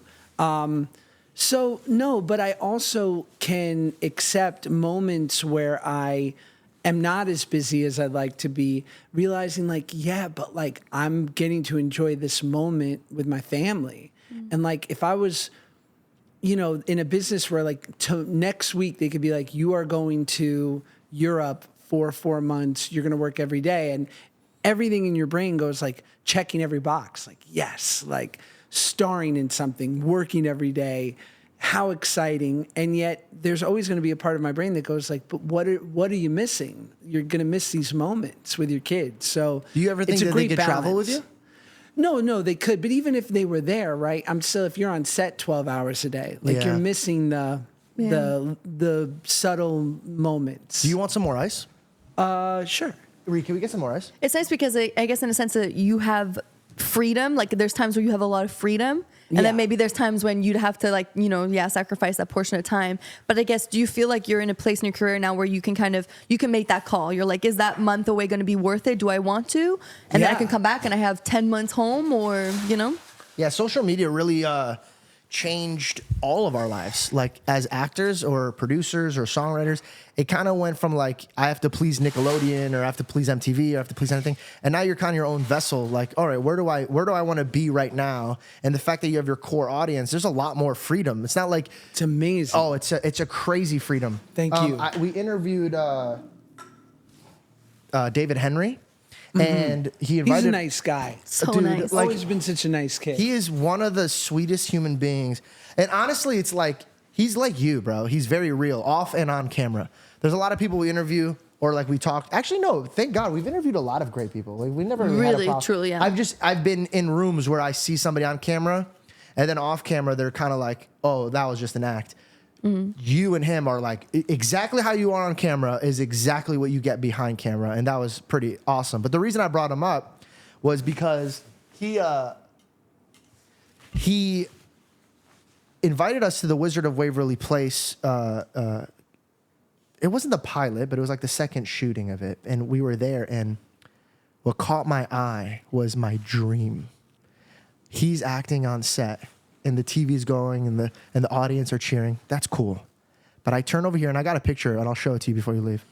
His kids are on the ground just looking at dad work and the wife is sitting there. So it's just the wife and then the babies. But the babies are all on the ground watching dad work. And I'm like, this is my dream. This is the dream. It's like we could still entertain, but we don't have to let go of the family values. Like watching him really strut in his light that he's been kind of like posting things with his kids. And like, I was like, yo, this is insane. And the reason I built this up is what was Hollywood like growing up without social media? Now everybody's famous. Back in the day, there was 10 people famous. Do you get what I'm saying? So what was that like? Did you guys all get along or was it very competitive? Was it like how we are like, oh, we'll collaborate? Or is it like, no, my agent wants me to beat this guy in every role. So I'm not messing with this guy. Like this is my competitor. I think I remember one thing I found extremely I was really pleasantly surprised by, and I think Logan was one of the first people who did this because Logan did not give a shit about telling you how hard he was crushing. And shout out. Like the confidence, dude, I'm going to tell you, I'll tell you a quick story. I think you were in this thing about like what really what cemented Logan who he is to me and why I appreciated him. And, we were friendly and we would do these little things. And then he shot a short that you guys had put some money behind. Remember at Greg Sipes' apartment in Venice Beach? My goodness, you threw on the me sand back. Oh, yeah. What is it? It was oh man, they had a pelican. It was a pelican. Were you the pelican's voice? No, I was the old guy landlord. For what this, was it called? It was something douche. Oh man, it was a sketch. Not the best. I'll tell you that. Not great. Hey, I thought that was great. It was okay. Yeah. And but Logan and I were friendly, and he's like, "Would you do this for me?" And I'm like, "Yeah, of course. Like let's have fun." So it's like one of those things where I'm playing this old guy. So it's like 2 hours of aging makeup, and I'm there, and we spend the whole day doing it. And there was this lovely special effects makeup artist, this woman who was great. And there was this other guy who was a makeup guy, and there was just a bad energy about him. And so we're filming, and like, we're in our friend's 1-bedroom apartment, right? So like, I'm not like, I just have a jacket, and I like change into the clothes, and I throw my wallet in my jacket pocket. And I'll never forget, we're shoot all day, we're finishing, and it's heavy glued on. It's a process to take it off, right? Yeah. Like you need help, and that's any good makeup artist will be like, I've got the chemicals that you'll need, the special thing, and we'll slowly kind of take it off so it doesn't rip your face off. And I'll never forget, the special effects lady had to go, but she gave the guy who was covering all of the stuff that we needed to remove it. And I'll never forget, I keep saying that, but I'm coming in to take it off, and he throws me some makeup wipes and goes, I gotta go. Oh. And I'm like, weird. And I'm taking it off, and it's like takes about half an hour, and I'm like, I don't have my wallet. And I like feel around my jacket, and my wallet's gone. And this guy stole it. No. 100% stole it. Like, I remember in the moment you didn't think you stole. You were kind of like, I maybe he did. I think he did, but I don't know. Maybe I lost it. You don't want to accuse someone. Yeah, you don't want to blame like, Oh, yeah. But then it's like Minority Report, and you're like, oh my God, like he left in a rush. This is bad. And so then Logan's like, I'm calling him, right? And so like Logan and Jake are like calling this guy, and he's like, oh, I don't know what you guys are talking about. And they're like, really? And I just was like, hey guys, whatever. And I remember randomly it was Christmas time. And so I'd pulled out like a bunch of money because I was like, I don't know, going to tip some people and like, just like, give some gifts. And Logan felt like uniquely bad. He's like, let me just take care of it. And I was like, no. Are you crazy? Like, this is not your fault. This guy just ripped me off. And I'll never forget that night, like I just see a PayPal notification for like double what was in my wallet. Wow. And he's like, that's wrong. What happened? And you were doing me a favor. And like, here you go. And I'm like, man, I respect that. Just did the right thing. He has a lot of integrity. He has such a big heart. And I get that. He feels responsible. Like he convinced you to do this thing with him. And then he's like, damn, bro, like this person just made me look so bad, because he felt like he hired that guy, so. I got a story about that set. I'm pretty sure Jake said some wild shit to that guy. Oh, yeah. And by the way, Jake has always been that way. That was some pre-boxing shit. Like always I wants not to catch smoke. You. Always. Yeah. The amount of times I had to pull him out of LA Fitness because he wants to fight somebody. I was like, dude, you don't even play basketball like that. Don't do that. He goes, no, I don't like the way he was talking to you. I was like, who are you, bro? You're from Ohio. Like, relax. Right. Oh, don't get me started on the LA Fitness Hall of Fame. These basketball players, you're the MVP of 24-hour fitness. Like, I split my tongue. She was there. Mm-hmm. They elbowed me, and they split my tongue open. I spit on his shoes, and I still played the game with my tongue hanging out. Respect. There's something about LA Fitness that brings the dog out of you, dude. Like they make it seem like they're getting paid a lot of money, and for some reason, you start acting like you're getting paid a lot of money, and then you walk away and you're like, oh, I remembered. I spent $30 to be here. Like, they bring their own like trainer's table. They're like taping up and shit. They come with their flip-flops. They're holding their shoes. I'm like, dude, stop. That's not going to help you, Shut dude. up. Putting electrolytes in the water. I'm like, you don't need that much salt, homie. Like, I know you have hypertension. I was on that set. I got to share my Logan story because this was my favorite Logan story. I love it. This will define our relationship. He's always built me up, but the exact opposite that my parents did. My parents were like, you're amazing. I love you. You're the greatest. Logan would be like, you're terrible. You suck. Get so much better. And so like, he really pushed me out of my box. But one time he looks me in my eyes. He goes, I just vouched for you that you could do on the set that you're talking about, that I could do the and action, and I do the thing. I don't even know what it's called. Slate. He goes, don't mess this up. And I go, I won't. Bro, not even the first take. It was this glass one. It was like a fiberglass. I was like, take one. And it slips out of my hands. Yes. The only one they had hits the ground and it shatters. Oh, dude. And he looks me deep in my eyes. He goes, I vouched for you. You failed me. And bro, it was at that moment where I was like, I will never fail this man again. I will, anything he asks me to do, I will go above and beyond, bro. That look that he gave me, he goes, I vouched for you because the guy who was shooting, his friend, he goes, I don't think you should give it to George, bro. I think he's very squirrely. Like I don't think you should do it, bro. I think he's a good actor. I think he's fun to like put him in front of the camera. Don't do things like this. Sure. It wasn't the first one, and it shatters. Till this day, sticks with me, man. You had a great day. You got $2,000 or whatever sent to you. I got a memory of a scar that I'll never. Just grab a piece of cardboard, put it in front of the camera. Oh my God. That's nerve-wracking. Oh yeah. Yeah. But dude, that's how him and Jake deal with each other. That's why they're the best in the room everywhere they go. They devour each other. And so they're always trying to one up each other. So it's like good. It's like healthy because like it builds you up. But my God, you remember it. You remember it. Yeah. Yeah.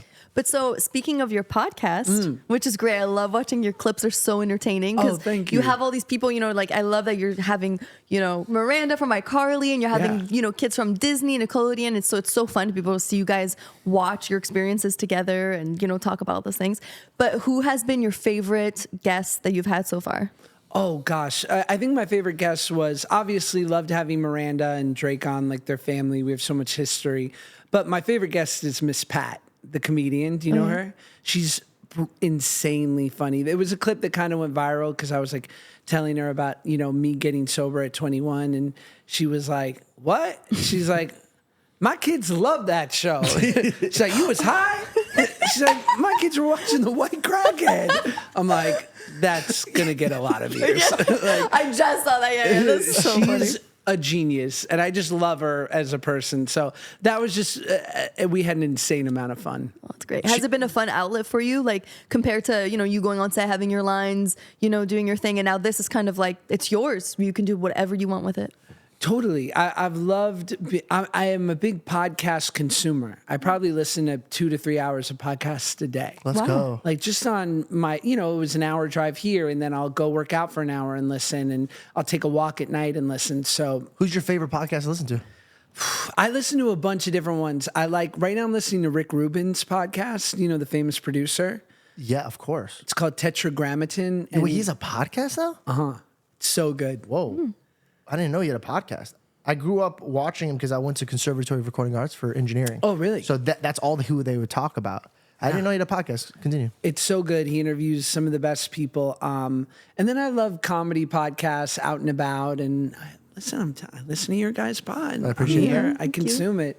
So yeah, I'm a big fan. And it's what's great is like last year or 2 years ago, getting to do Oppenheimer and then walk off that set and start, I did the show How I Met Your Father for a bunch of episodes with Hilary Duff. Nice. Is that the first time you guys worked together? Yeah.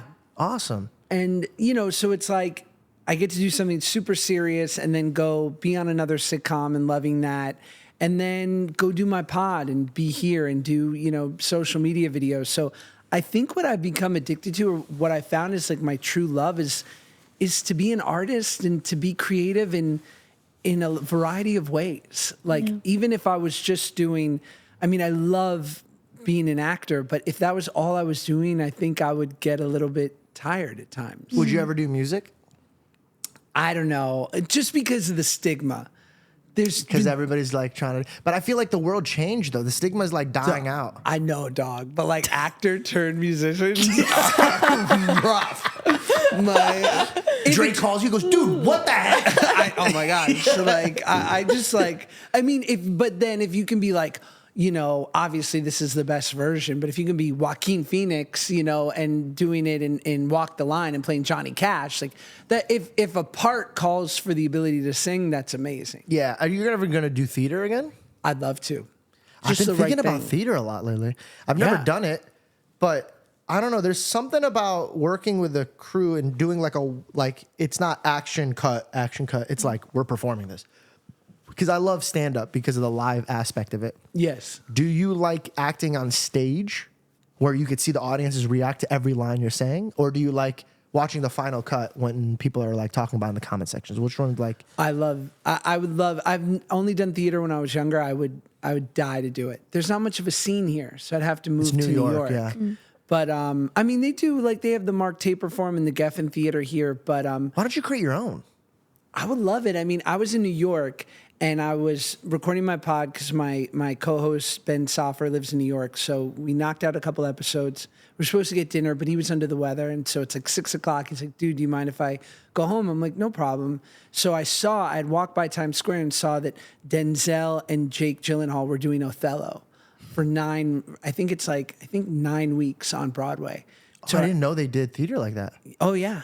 Oh, dude, Denzel's been doing Shakespeare for 40 years. Like, he is as true of an actor as an actor gets. Wow, I didn't know that. Got on StubHub, single ticket, which is always the key, like, because no one wants to be me, like, at the theater alone, like, but I don't care. And I got, like, third row for, like, in 2 hours. And I just got to watch them be incredible for 3 hours of shit. I mean, it's Shakespeare, so if you're not into that, it's not for everyone. But for me, it was like, and you see, like, you know, Jake Gyllenhaal plays the lead. He plays Iago in Othello. And so the curtain comes up and he's standing there and he gets a huge applause and he's excellent. So good.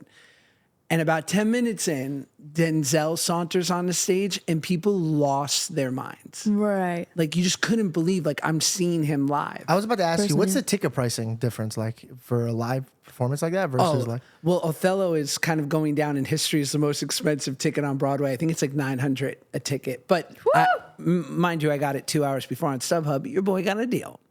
Single ticket. Loved it. And it's, I mean, it's Your wife wants to Broadway. come, you're like, also a single ticket. I don't care if you sit far away from it. Yeah. Sit separately. We'll talk after. Honestly, that's a smart thing. Yeah, it's a smart thing to do. If you want to go, but you don't have the money, you know, just sit separately. Like, why not? Who cares? I don't know why, but I have this hunch that live performances are going to be bigger than movies soon. Because I think AI and I think that, like, the reinventing of the wheel, and we need some space because we're watching the same thing over and over again in different forms of it. But now if you look at, even on social media, the live aspect is crushing.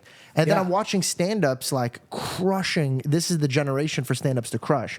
And I think it has to do with the fact that people want to get out of their house and go watch something. But like in real time, like we went to Vegas, and every time we're in Vegas now, we're always trying to catch a live performance because it's a feeling that it's so much better than watching it on a screen. But I didn't grow up watching plays and stuff. So I think there's a lot of people like me that are catching this wave online, and they're like, oh, I want to go try this. And I think that's why I think that live is going to crush. Funny story of me in Vegas at 20 years old, like on some like just cliche, like, you know, college, even though I wasn't in college, like college bro trip to Vegas. And I'm like, had a couple sips and we decided like, we got to go see Cirque du Soleil because that's normal. Yeah. So we go to Vegas and I just was like, I wasn't inappropriate in any way. I was just in the audience and I was just being a bit too vocal. Oh, you're a heckler? No, I was like, oh shit. I was like, yo. I was like, and people were like, dog. Like, is that Josh from Drink and Josh? I'm like, yeah. That's great. Mind blown. I did a video with, I started my podcast, and one of my bigger guests in the beginning was Jorge Masvidal. Sure. And so I was like kind of nervous because this dude's like a street fighter. Yeah. And like, if I don't know, like if another guest doesn't like me, my life isn't in jeopardy. You know what I mean? Like, but this could like. Isn't his nickname something Jesus? Street Jesus? Street Jesus. No, it's not Street Jesus. No, it is. I think it is. It is Street Jesus. Yeah, yeah. It's something. I'm pretty sure it's Street Jesus. It I know it has to do with. By the way, I'm so sorry about my dog. No, look. So he's looking up. It was so cute. Like, he was like this. No, it is Street Jesus. Okay. Hold on. Masvidal's nickname. Because obviously he was BMF. But Fight Jesus? It's either Street Jesus or Fight Jesus. Oh, it's Game Bread, which I know was no. That's his Instagram. That's his Instagram. Yeah, but then it was, I don't know, some hardcore MMA fan is just gonna. Because he did the backstreet. What's it called? The backyard. Yeah, like backyard bullies brawls. Yeah. With No. Kimbo He said it to me because he has like the long hair. So anyway, so he comes up on set and he goes, yo, you mind if I smoke before we go? It's Street Jesus. It is. AI said so. Google Gemini said and I think it's real. I think it's right. Sponsorship. Just Sorry. the best sponsorships. I'll help you throughout this. Oh, please. I send you a check. I'm like, this is your half. This episode brought to you by the Hollow app. What's it called? What do you think about that? About Wahlberg's prayer app? I think anything that pushes good morals and behaviors, I'm a fan of it. Like, I think that we just, as consumers, I would love to see the audience consume something that's loving and that they would love their neighbors. I don't mind what you're doing as long as you're building up in a way that is obedient to God and to your neighbors, and like you're doing a good society thing. Like, I think that's great. Do you think it should be free? It's not free? I don't think so. Nah, I don't mess with that. I think it should be free. I don't know. You're selling church then. I don't want to say that. We immediately turn on them. No, shout out. I mean, I think like it's. I'm a big fan of Mark Wahlberg's, but I don't know. I cut don't this know. out. I shouldn't talk about it because I don't actually know, and I don't want to spread. No, it's fine because I've talked to my team has talked to them, and we might be working together in the future. But my whole thing is like I have to make sure it is good. If it is a pay thing, I just hope that they're supplying something that deserves the pay. And what are they doing with the money? You know what I'm saying? So it's like, Gotcha. as long as they're not taking what should be free for man that God gave freely and making you pay for it. Like, there's so many things, because I'm in a Christian realm, and there's so many brand deals like, oh, we want you to do this, we want you to do this. I'm like, no, I'm not selling that. Like, that should be free. Like, so I understand your point of view. But again, if somebody is selling something, remember, the devil's always selling something and people are buying it and they never question it, right? Like, you go to a concert, they're doing like a beheading of a cow in front of you and they're like spilling blood all over the place. But we don't question this at all. And we're just jumping up and down in like a mist full of people on drugs. And everybody's like, yeah, I spent $1,000 on this ticket. And we never question it. But if somebody's doing something that's good for $20, we're always like, why are you spending the money? So I'm not one to knock somebody if they're building something good. But if it's something that should be free for people, like, I think it would be really messed up if people had to pay to get sober. Like at AA, if they're like, you have to pay for this. I'd be like, well, what's the point of this? Like, yeah, I've heard this about, like, there's obviously different forms of meditation, and then there's transcendental meditation, which is more of the mantra base, where you repeat a mantra over and over. And it's proven super beneficial for a lot of people. But I think there's like, their whole thing is like, it's a course, and it's not a prohibitory amount of money, but it does cost some money, and you do it once. It's not like they're going to keep hitting you up. And I think their whole idea, to your point, is like, if we give it value and it forces people to like kind of be like, I paid for it, I'm committed, it allows more access. I don't know. I think there's probably different schools. I think I would have to like really sit there and hear their hearts out. I don't like to throw any judgment or shade on something I don't know, right? And by the way, I have a natural habit of doing that. If I hear something that's like not good to my ears, I'll throw like a judgment at it. But we don't know. Maybe the founder is like, no, actually, we've realized that it impacts people more when they pay because they like hold their self-value to it. I don't know. I don't know what the... I do think in general, anything spiritual is better off poor. Like the enterprise of itself. Because then when people are dealing with like a war chest and have to allocate funds, I think it makes people are people and things happen. Yeah, I don't know. I think even churches in general have that issue. I think at the end of the day, the Bible says it the best. People will worship the God of money. And unfortunately, people that serve God fall victim to that. And they think that they're serving God, but they're not serving the prophets in the Bible. They're serving the prophets in their pockets. But do I love those priests who are like, God needs me to have a PJ? That guy's like, I got it on a deal. I had to take it. I'm like, this guy can't sit Comfort Plus. He can't sit private jet.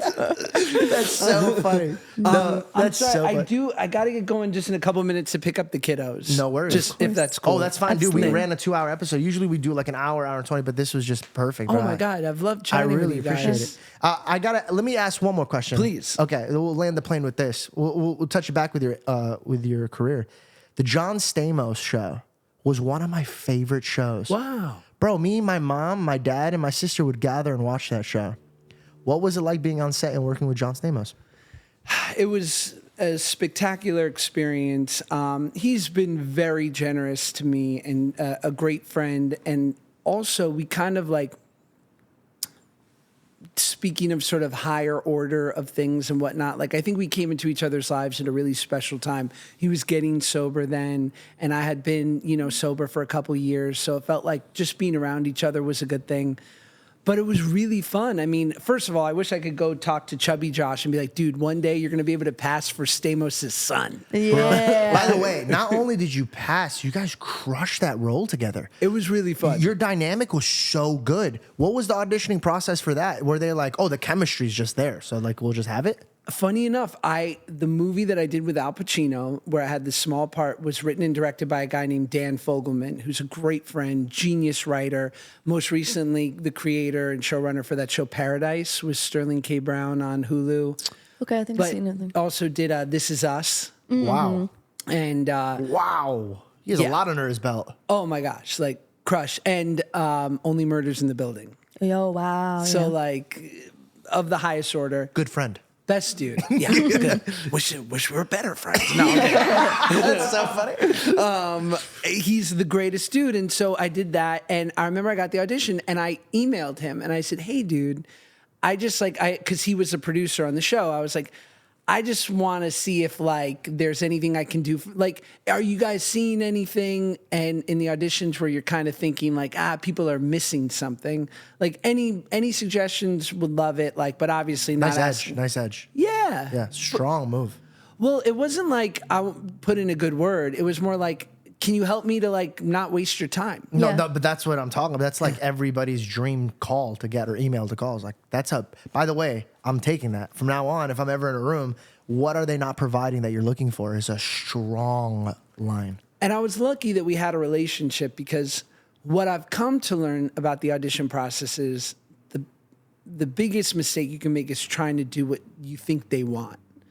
Because for me, it's what I now know as an actor is how to do script analysis, right? Is to be a detective. And if the writing is good or even if it's not great, the writer has put hints into that scene and into the script in general of like what they're looking for, what that scene calls for, who your character is. And so once I get clear about what the writer has asked of me, then it's up to my interpretation about how to satisfy that. And I think where I've been led astray at times is where I've gone in thinking like, I bet they want to see this. And suddenly I'm doing kind of like a people-pleasing, forward energy, please cast me type of like, wouldn't you like it like this? Instead of being like, listen, I'm an actor. I did the work. I'm honoring the text, which is my job, right? Because these are the instructions. And you've invited me in here to have to have an opinion. Right? So like, here's my opinion on what I think would be an interesting way to play this. Absolutely. Yeah. I think that's so useful for a lot of people and for anybody who like wants to be an actor. Because I think when you look back, you get to see like Rachel McAdams, audition tape for The Notebook, and you're like, wow, it's just, she brought herself. That's right. And it's all those little minute moments where you're like, she relied on who she is and she brought something different to the table that when they sat there, they were so refreshed by her. They're like, she's the one. And they're always looking for that. Who's that person that's going to stand out?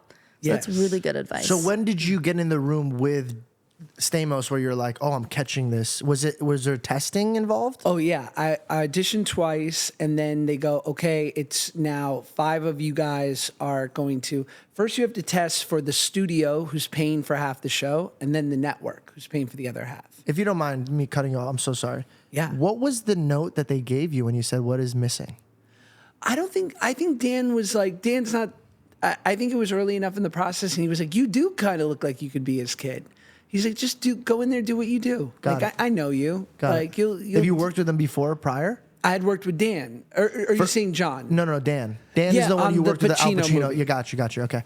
And so we had a good thing, and it obviously it helped that he was in my corner. And so I audition, I get to the test, and you audition for the studio first. There's 5 of you, and then they go, okay, the next audition for the studio is tomorrow. And you show up, and now there's only 3 of you. Because like 2 of the people, the studio said, no, we didn't love them. And so you're like, oh man, fallen soldiers. And Crazy.